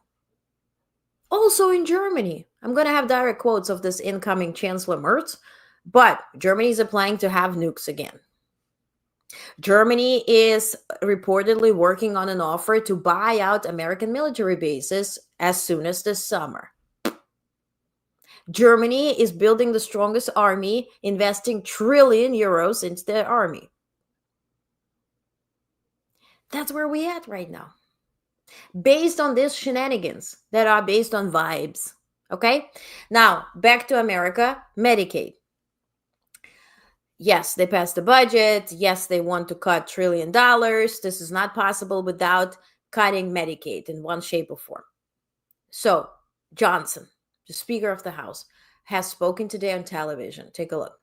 At the same time, we have to root out fraud, waste, and abuse. We have to eliminate people on, for example, on Medicaid who are not actually eligible to be there. Able-bodied workers, for example, young men who should never be on the program at all. When you have people on the program that are draining the resources, it takes it away from the people that are actually needing it the most and are Numbers. Give us numbers. Give us names. Give us proof. Give us okay, are we paying Medicare, Medicaid to illegal migrants, young guys? As much as, for Medicare and Medicaid, right? The hospitals are billing Medicare, Medicaid to cover some procedures, right? And if those guys are young and upbeat and healthy, how many procedures are we sponsoring them to have? Numbers. Again, we all agree. We all agree that we want to keep our budget lean, like a mean machine. We can all agree that we want to support our people and those who are here legally and blah, blah, blah. We all agree on that. Now give us numbers so we can agree with you. And not just base your statements on vibes, because your vibes change, like Mary Poppins was waiting for the wind of change. And every single day, the wind of change is blowing 5 times a day, and we don't even know where the hell we are and whether we even have access to healthcare at this point. So, Trump administration overrode Social Security staff to list immigrants as dead. A senior executive who objected was marched out of his office and put on leave, while earlier warnings about the agency's death database were ignored, reported by Reuters. Now, in a single month, approximately 800,000 Americans were removed from their healthcare plans, primarily due to expiration of protections related to Medicaid and the Children's Health Insurance Program, the so-called CHIP, that were in place during the COVID-19 pandemic. These protections, which included mandatory enrollment, had been in effect to ensure continued coverage for vulnerable populations during the crisis. So if you did lose your coverage, you have to reapply. This was the whole thing. Whether it was miscommunicated on purpose or not, regardless, go and check whether you are eligible and go enroll. Okay? Do the homework. So, now, speaking of health, President Trump had a physical. Before I tell you anything or show you anything, we will never know what the actual results were. Period. What we gotten today, we meaning press, we got a letter signed by the White House doctor, which again was put together allegedly by the White House press team, which explains mishaps, grammar, and all that kind of stuff. So let's dive into what we received. Now, is it the real? We don't know. Now, before this was released yesterday, as I told you, President Trump was flying on Air Force One. He was asked whether the doctors have given him any suggestions, what his results were. Listen to this.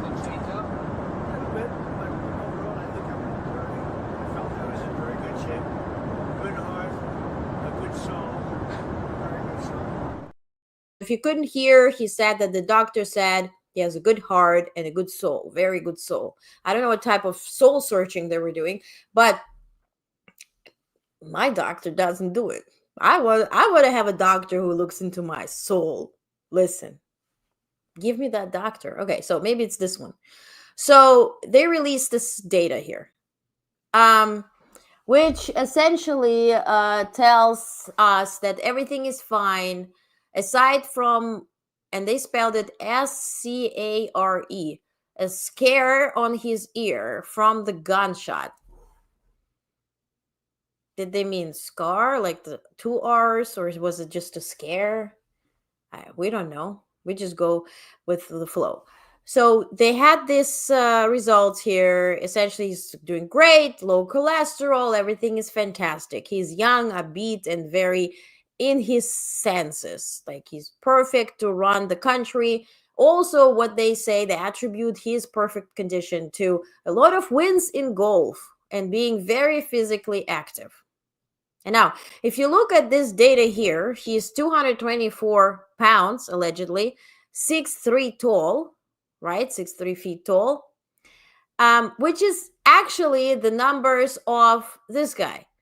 This guy here is Rob Keyes. He's Virginia linebacker. He's 224 pounds, 6'3" tall. Then this guy, Brian Huff, he is outside linebacker in Missouri.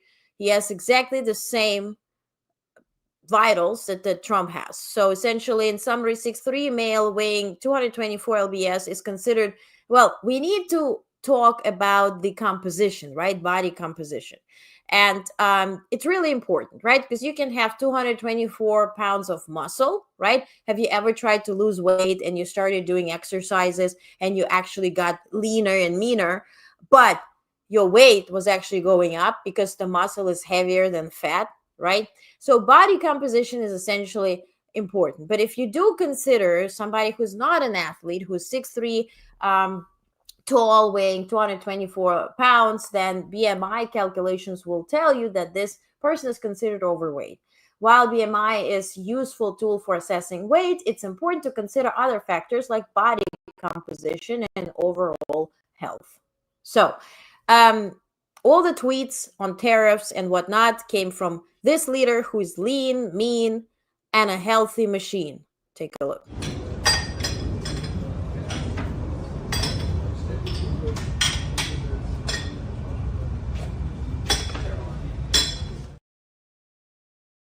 Well, you see, you got to win more in golf, okay? You're sitting here thinking you're smart. Go win in golf. You're going to be lean, mean, and a very smart machine. Okay, so also what happened yesterday in Mar-a-Lago, be jealous. Trump revealed, or he was revealed to, a statue in bronze of him during this assassination attempt in Butler. Take a look.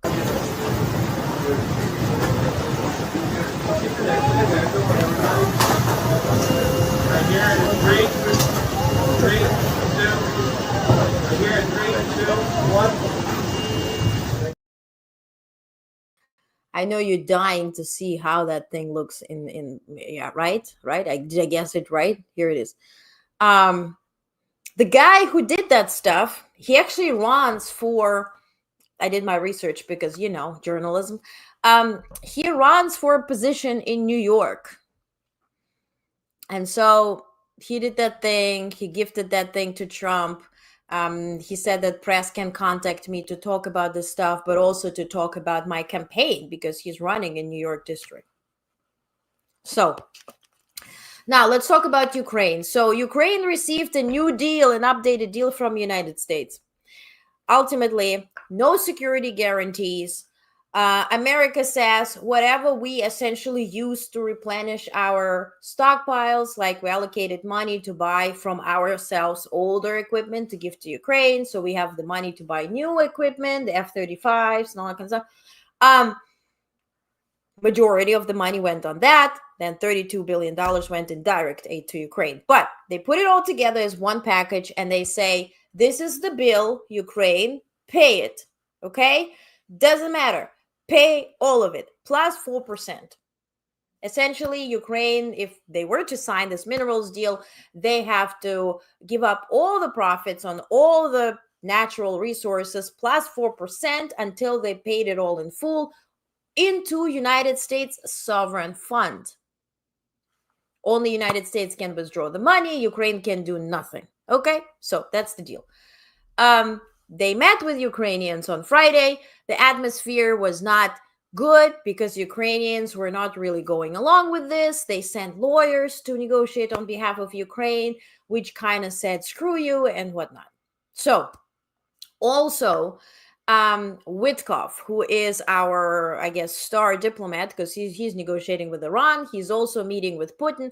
Before he even met with Putin, he held a meeting with President Trump, to whom he said that the fastest way to cease fire with Russia would be to give up all this in red occupied territories to Russia. Then, after the meeting with Putin, he added that also United States in our deal wants to own the Nord Stream gas pipe that goes through Ukraine, essentially making European Union dependent on United States. But what I wanted to show you first and foremost is how this is actually connected to Russia, how the minerals deal is connected to even Greenland and Canada. But before we do that, let's take a look at Witkoff meeting in St. Petersburg with Putin. I want you to pay attention to his gesture of touching his heart when he saw Putin. The meeting lasted for over 4 hours. Take a look.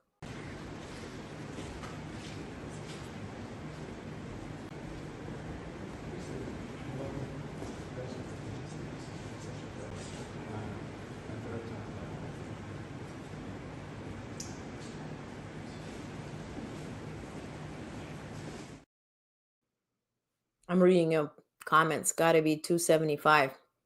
James, exactly. Yeah, with the weight.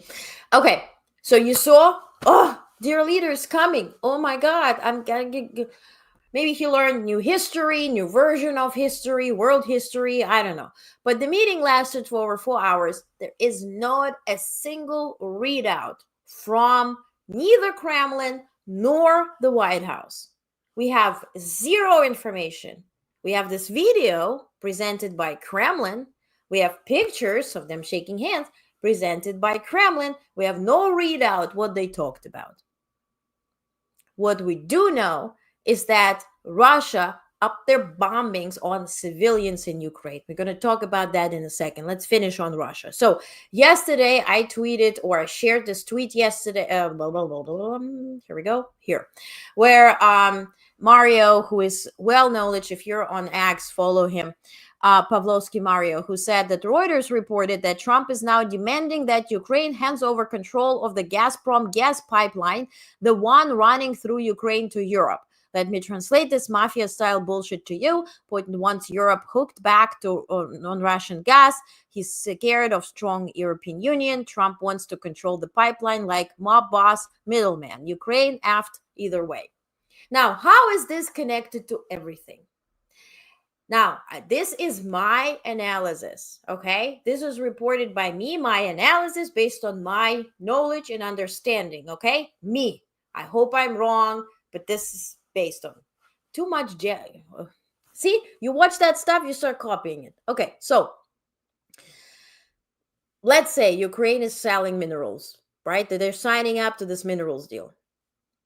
What the facts are is that there is no infrastructure to even dig those minerals out of Ukraine. There is war.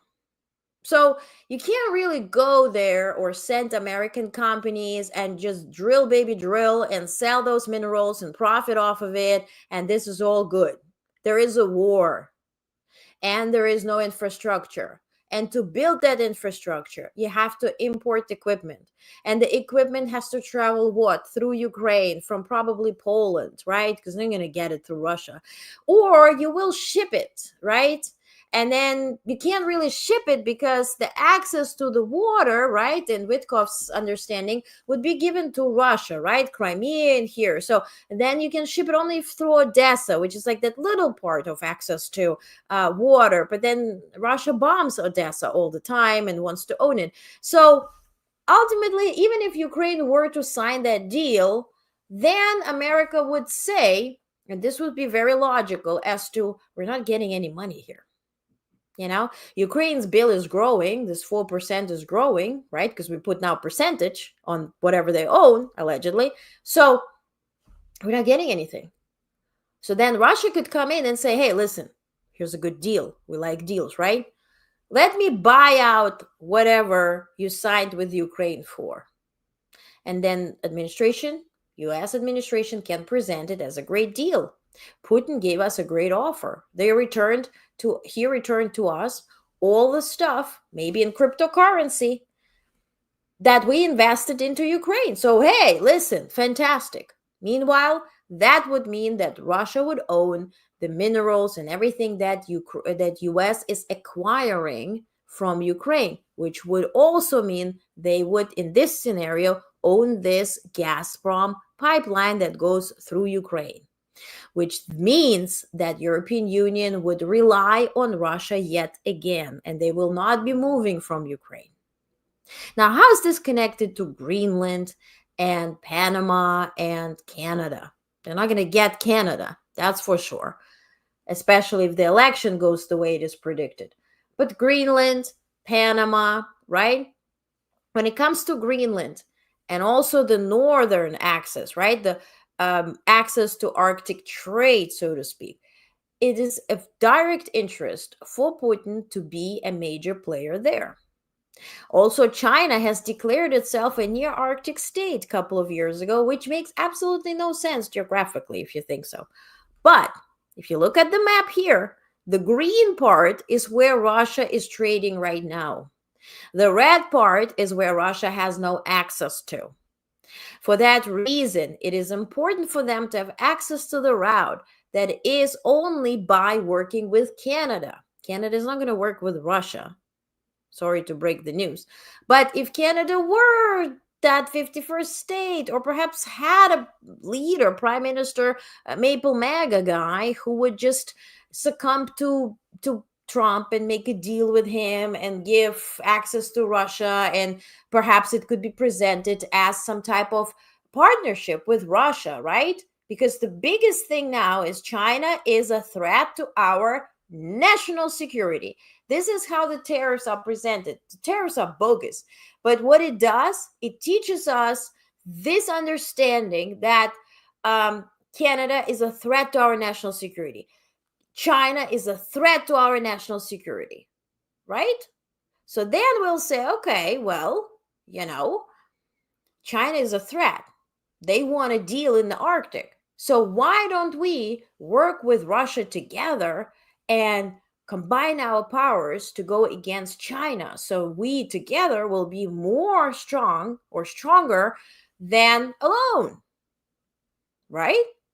Especially if at that point Russia already bought us out of Ukraine, bad deal that we did sign. So now we owe Russia, a deed or two.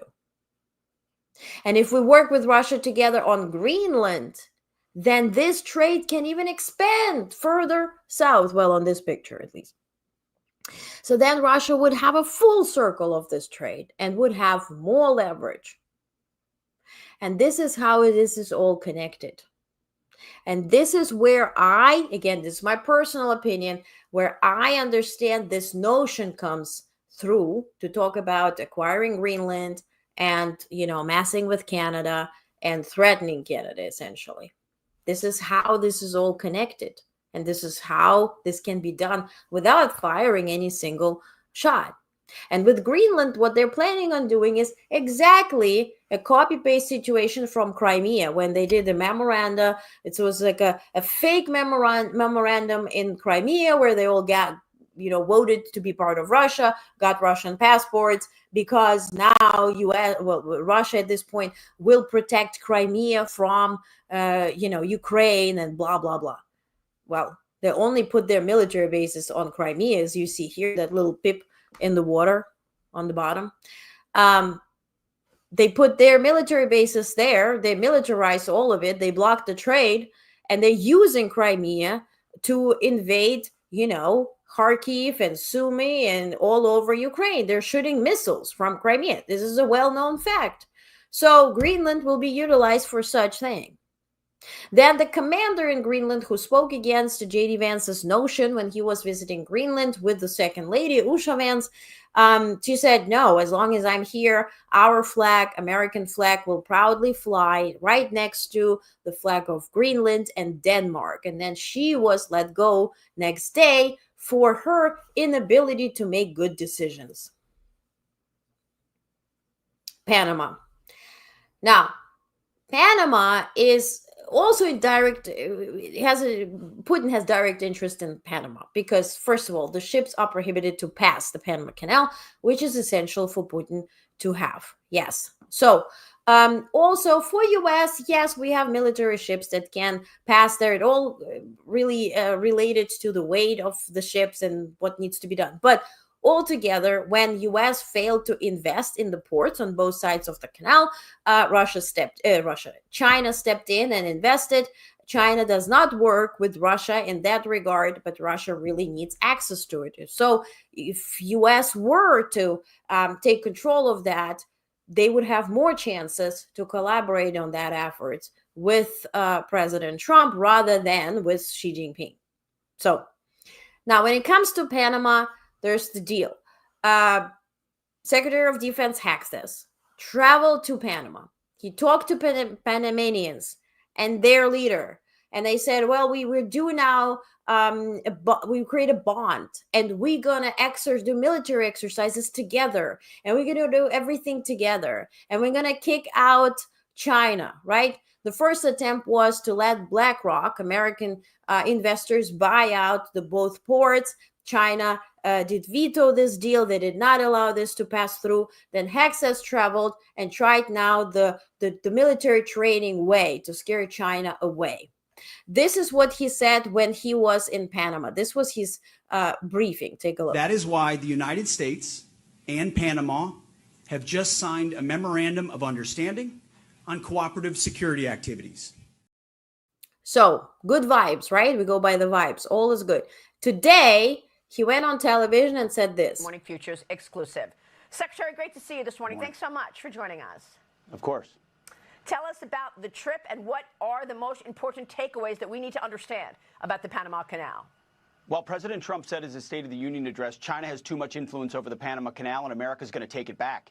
And that's exactly what I was charged to do, what we're continuing to do. China's influence cannot control our own backyard, especially a critical. So, first of all, backyard.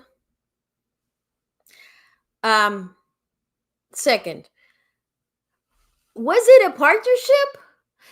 See, because if I'm partnering with you, it means I respect you, right?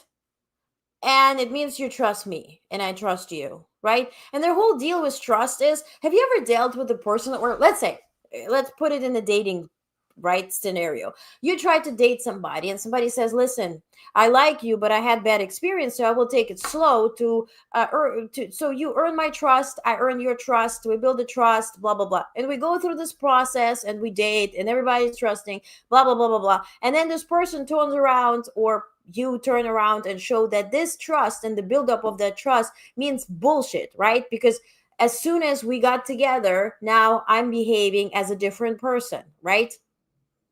This happens in any type of partnership and relationship. And the same thing which happens with what ultimately Blinken was referring to, which happened with Japan. We spent 80 years building that goddamn trust just to put tariffs on them. And tell them that, well, because we signed a treaty to protect you because we nuked you, You don't protect us, so I'm out of this deal, right? Same thing with Germany. We put our nukes all around Germany to stabilize Europe because these guys were fighting among each other. So we do the stabilizing, and now we went batshit crazy, and now you have to buy out our military bases because we are the cancerous situation. We're creating this situation inside Europe. We are in your backyard, to quote Hexeth, with our nukes. Where's the trust? 80 years you spend on dating, and then once you got together, gang bam, thank you, ma'am. That's the story with Panama. You go there, we do a partnership, we do a training, all is good, the vibes are great.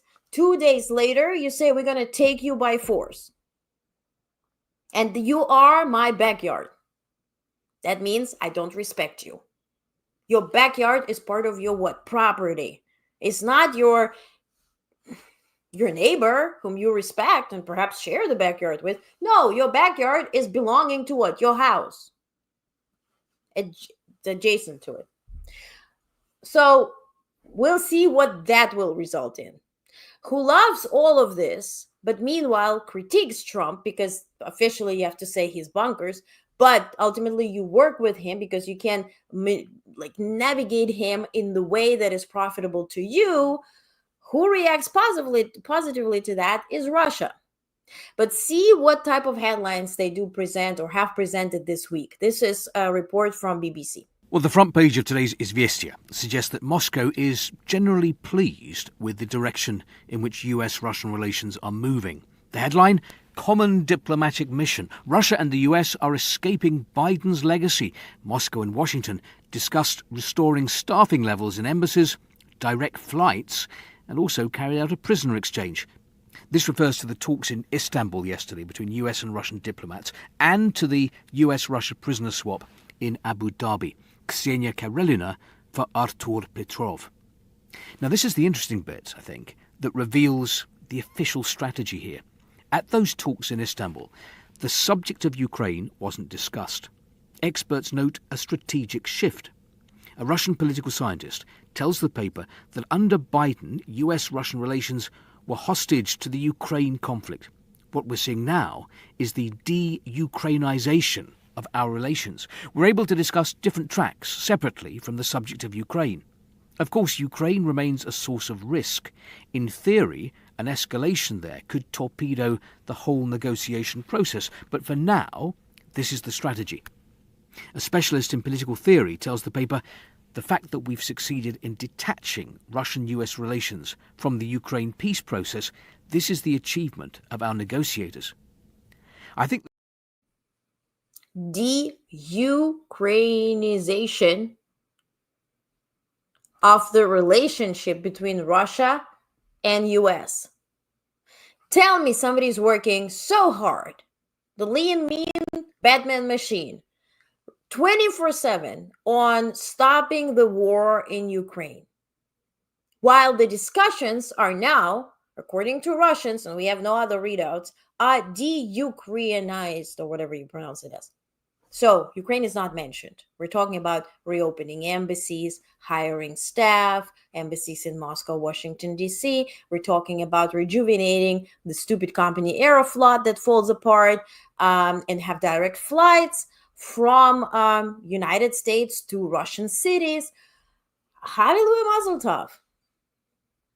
That's where we at.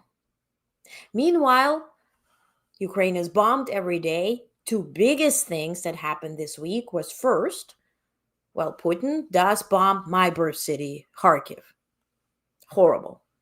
He then also bombed Kryvyi Rih, and Kryvyi Rih is Zelensky's birth city, where he killed tens of Ukrainians, civilians, and mostly children, because they did target with their missiles a kindergarten. And so Zelensky did visit the city to honor the victims. Take a look.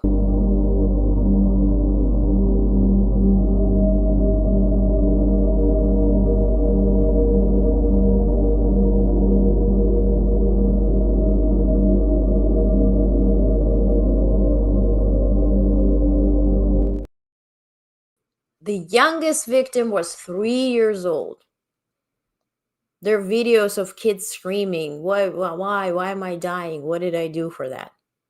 Then today, Palm Sunday, as people were gathering to go to church in the middle of the city called Sumy. Sumy, so you know, is protected by UNESCO because of its historic values when it comes to buildings, and especially the center of the city. They targeted the center of the city. I will not show you the video. Zelensky posted the video, President Zelensky, which shows people being torn apart, like in pieces. 32 people died, 99 injured. 2 kids died, 10 kids are injured. Here's the results. A little snippet from the video. Who works on resolving this conflict? Somebody who on Air Force One said yesterday, well, you know, with Zelensky at some point you have to pay up or shut up. Really? We're not paying enough? No? Interesting. Other news from Belarus. Hey, it rhymes. Belarusian leader, dictator, Lukashenko, announced plans to bring up to 150,000 Pakistani workers. Now, they claim that this is civilians. They're coming in for workers. Now, to work in Belarus because it's such a good place. People are disappearing from the streets in Belarus.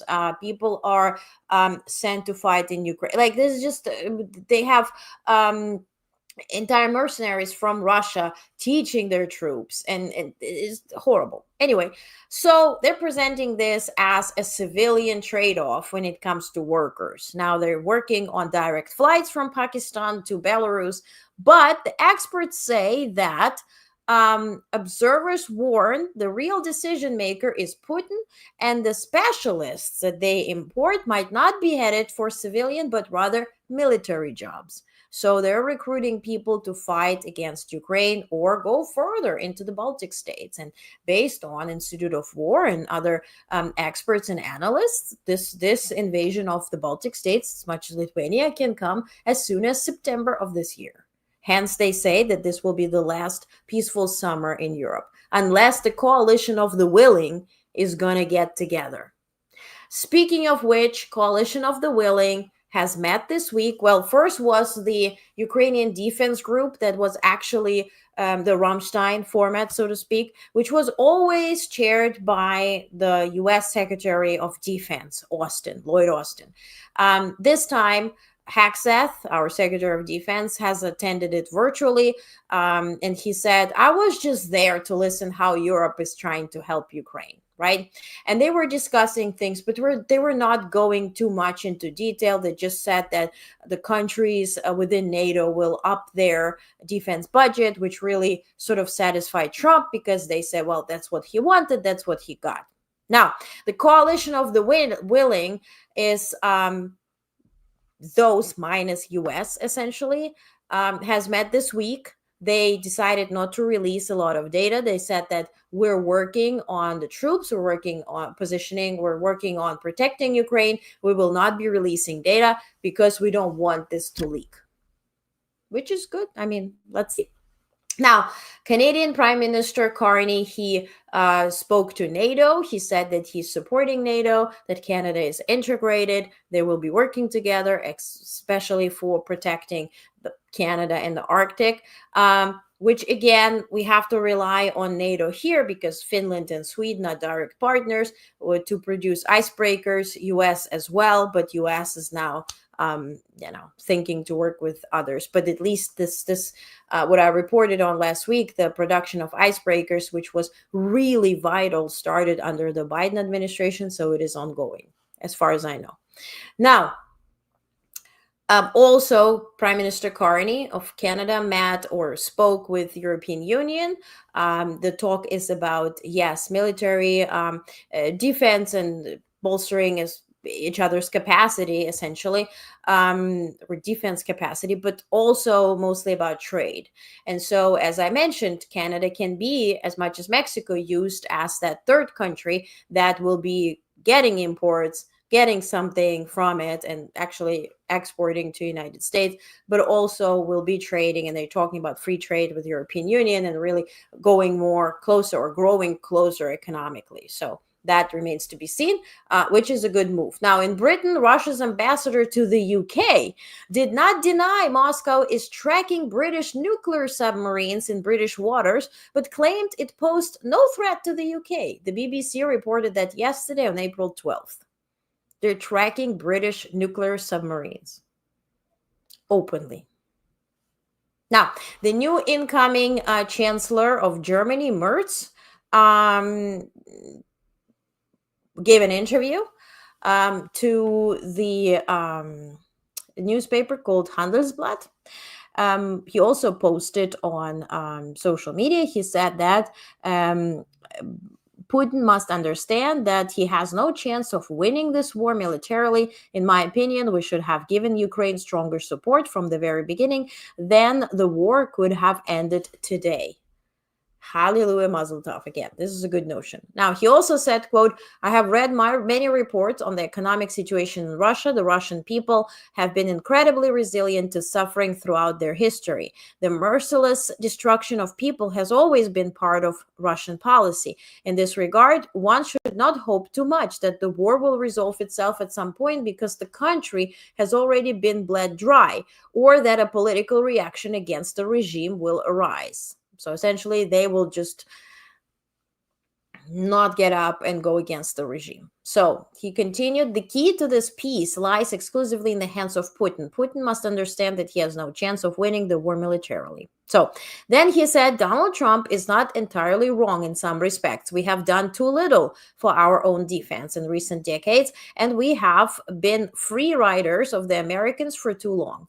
It's yes and no. Right?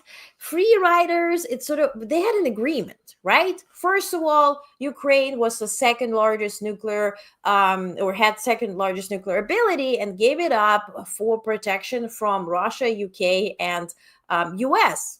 Bill Clinton, President Clinton, former president, did sign it. He's still alive and well and regrets signing it, actually. There's a video of that. I posted it. But altogether, again, the whole point was to put military bases, to integrate American military into European, into the continent, essentially, because to prevent countries from fighting with each other and to have United States there to be able to, make sure that everybody behaves, so to speak, in simple terms. It's not free riding. You signed those agreements to protect European Union, but also Europe, but also Japan, for instance. That's why they allowed you to put your military bases there. That's why you have military base in Greenland. That is why. It's not because we're free riding anything or they are free riding anything. It's just this agreement is obsolete. And now we have to find ourselves in new reality. And yes, what Merz is true about, and if Trump means that, he's very right about that Europe slept. It's 3+ years in Europe of a brutal war against Ukraine, which has no signs of stopping. Putin is not interested in ceasefire. His military, his economy is completely war economy, is war-based. If he stops the conflict, his economy will fall apart. And he's aided by China, North Korea, Iran, who then get intelligence from Russia. And that's how Iran is a threat when it comes to nuclear power. So, yeah, Europe did sleep, did not take, control over what they're supposed to control, agreements or not.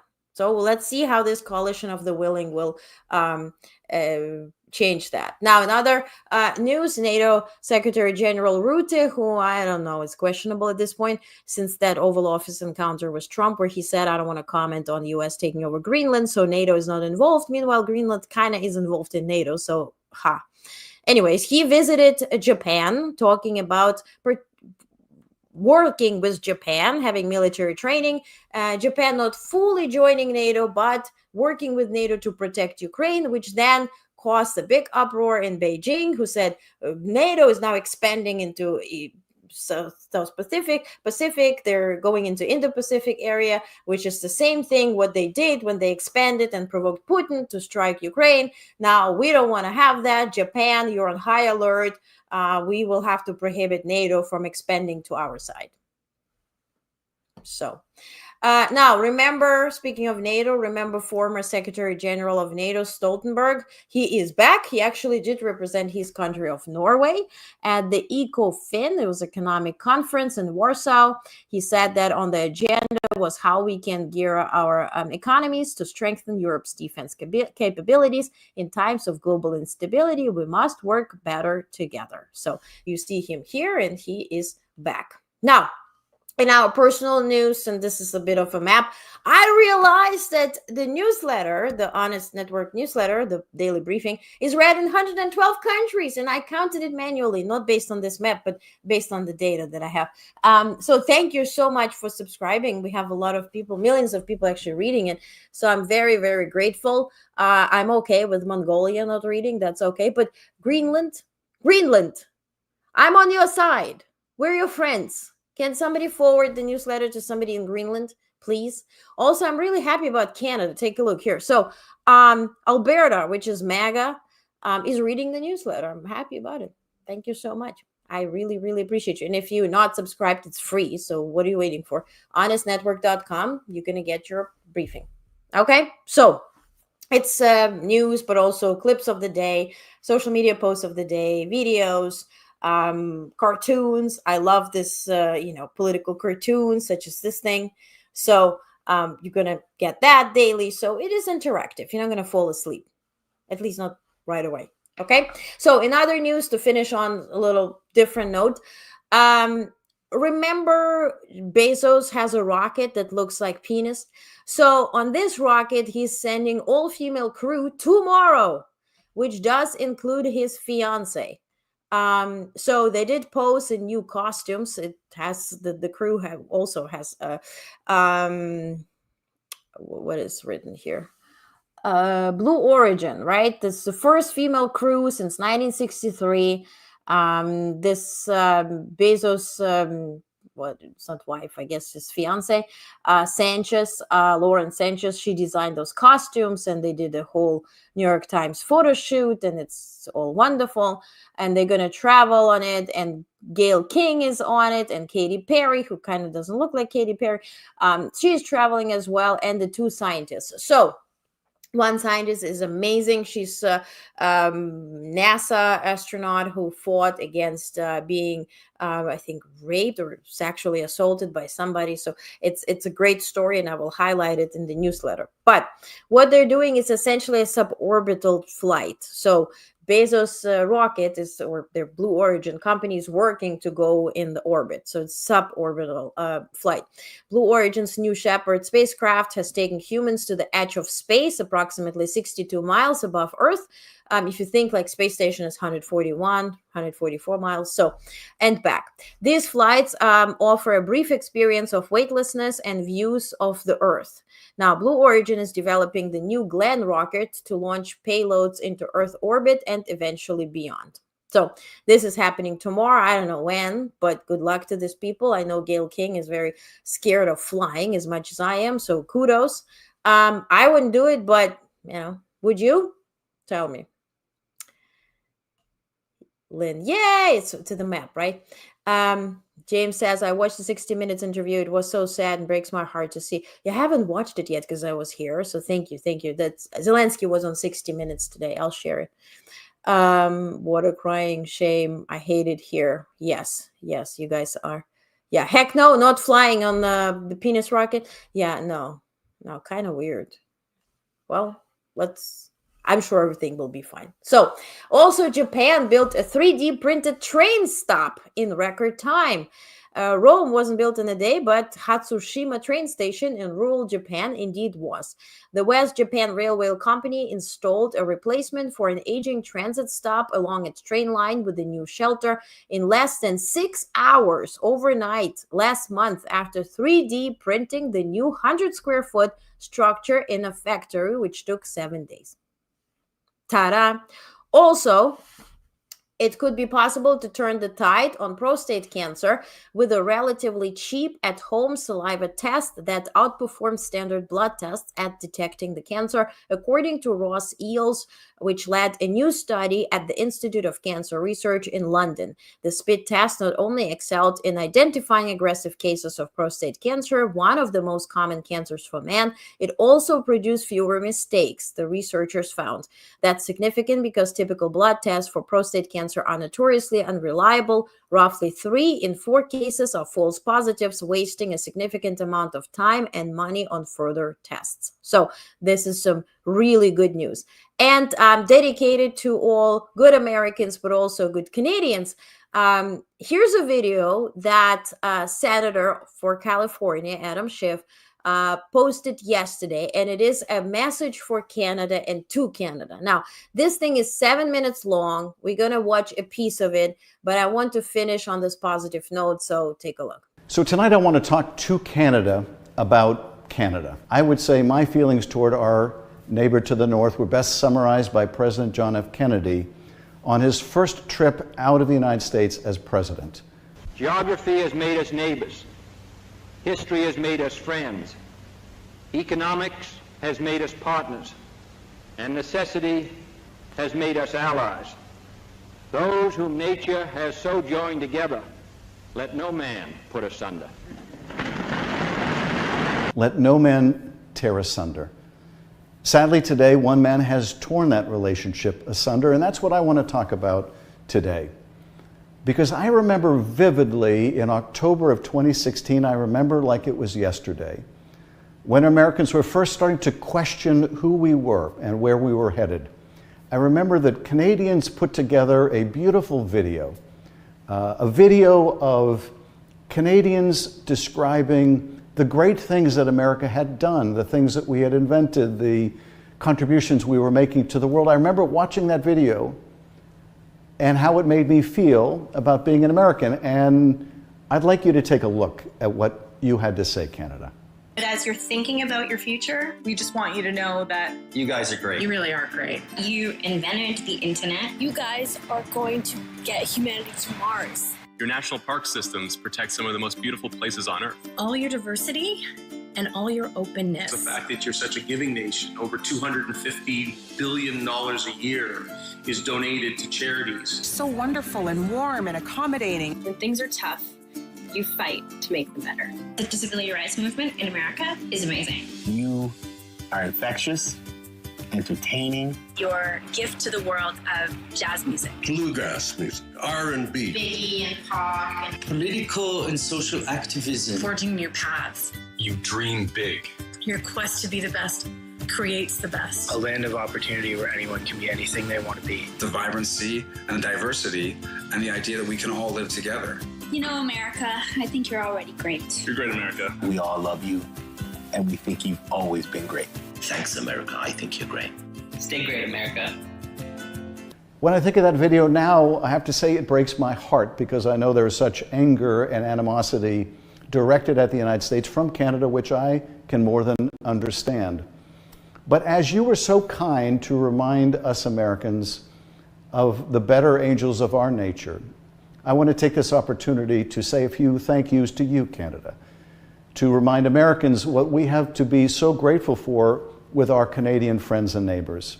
Let me start with the most significant, and that is that Canada, you have stood by our side in practically every war that we have been in. You have fought next to us, you have died next to us, whether it was Canadian soldiers and American soldiers in World War I, or Canadians and Americans in World War II, or Canadians who came to our aid after 9/11 and served side by side with us in Afghanistan and died by our side. Canada, you have been there for us in the most meaningful way possible, that you have put the lives of your sons and daughters on the line for your friends and neighbors out of a shared friendship and out of our shared values. And of that, I am the most grateful. And I wish our president had some recollection of that. But there is so much else for us to be grateful about our Canadian friends and neighbors, and not just as Americans, but as people of the world. My father was dependent on insulin for most of his adult life. I thank you, Canada, for insulin. And America, if you have anybody you know on insulin, you can thank Canada too. If you're concerned about the Ebola virus spreading, you can thank Canada for an Ebola vaccine. If you have a family member with a pacemaker, thank you, Canada, for pacemakers. If you like PB&J, thank you, Canada, well, at least for the peanut butter. If you thrilled to going to an IMAX movie, thank you, Canada, for that amazing technology.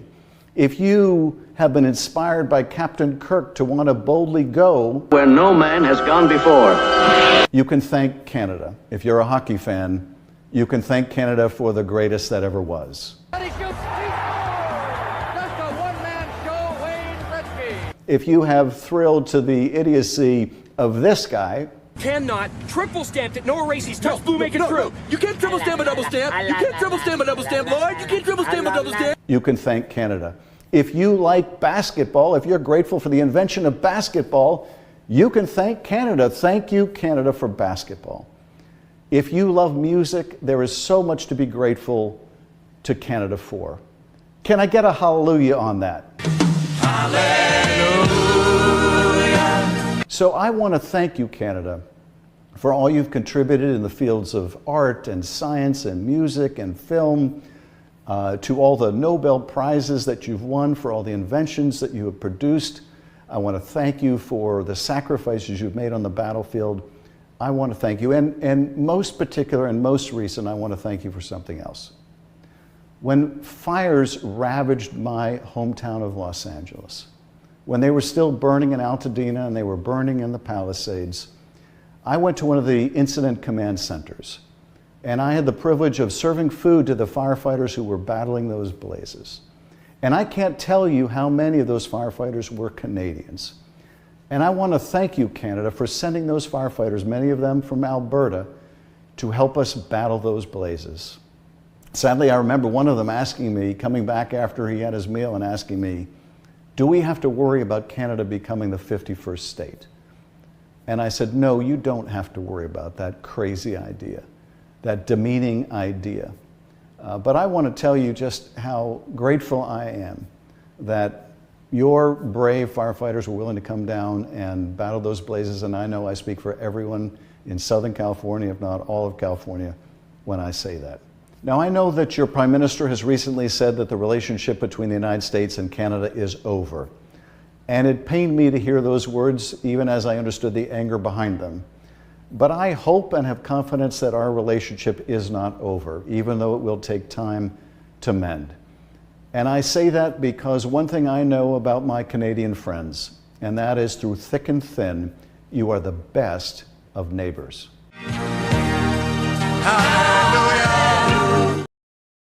How incredible, right? So sweet. Now we have breaking news. I know Lynn put that in the comments. So Trump today watched the 60 Minutes with President Zelensky. First, he tweets, I just finished watching 60 Minutes, the fake news show that was scandalously responsible for removing a terrible and incompetently delivered answer by failed president candidate Harris to an interview on 60 Minutes just prior to Election Day and putting it in place, completely different answer. Now tonight, with two separate but highly inaccurate stories about Trump, they're at it again. The people at CBS Fake News just don't get it. Then he goes and tweets the whole page of this saying, almost every week, 60 Minutes, which is being sued for billions of dollars for the fraud they committed in 2024 presidential election with their fake interview of failed presidential candidate Harris. They mentioned again Trump in a derogatory and anyway. So altogether, he says that they should lose their license. Hopefully, the Federal Communications Commission (FCC), as headed by its highly respected chairman Brendan Carr, will impose the maximum fines and punishment, which is substantial for their unlawful and illegal behavior. CBS is out of control at levels never seen before, and they should pay a big price for this, Make America Great Again. And before he says, I'm so honored to be suing 60 Minutes, CBS Fake News, and Paramount over their fraudulent, beyond recognition reporting. Somebody got sour. Well, pH levels are key. You know, if you're a woman, you kind of know. But anyway, so other news, I told you Asian markets have opened. So China is now halting critical exports as trade war intensifies. Beijing has suspended exports of certain rare earth minerals and magnets that are crucial for world's car, semiconductor, and aerospace industries. Elon Musk, congratulations, and everybody involved. So, but with this administration, I can stay here 24/7. I should do. And just, okay. So I'm done. Can you believe it? Thank you so much for sticking with me over 2 hours. If you just joined us recently, go back. I hope I didn't waste your time. So check it out from the beginning. What I want to remind you is that we're going to have the Made in Canada business event to introduce Canadian businesses to the world. So if you're a business owner in Canada, it's absolutely free. Please fill out the form, which is on my website. I will also put it in the description of all those episodes. Please fill out the form so we can feature you, get you some sales, promote you, also answer your questions and connect you to elected officials. This will be on the 26th of April, which is in 2 weeks, on a Saturday, on Sunday, I think. Yep.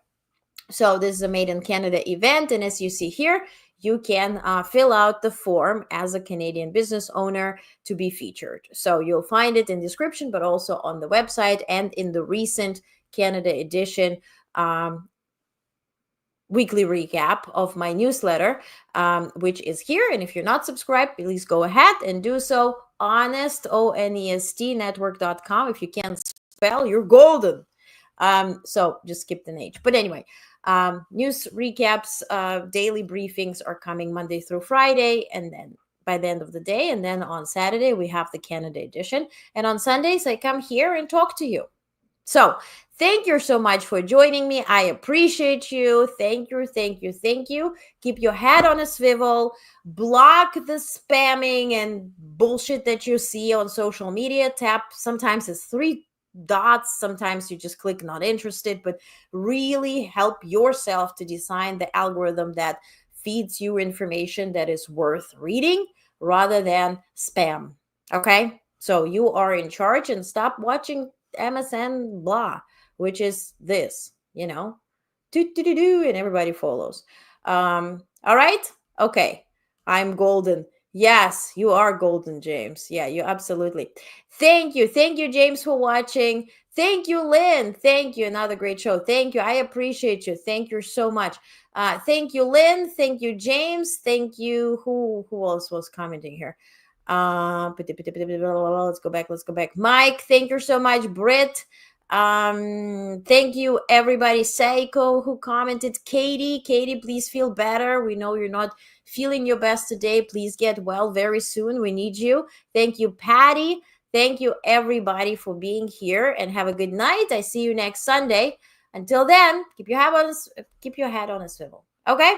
All right. Have a good, peaceful night and good start of the day. Bye.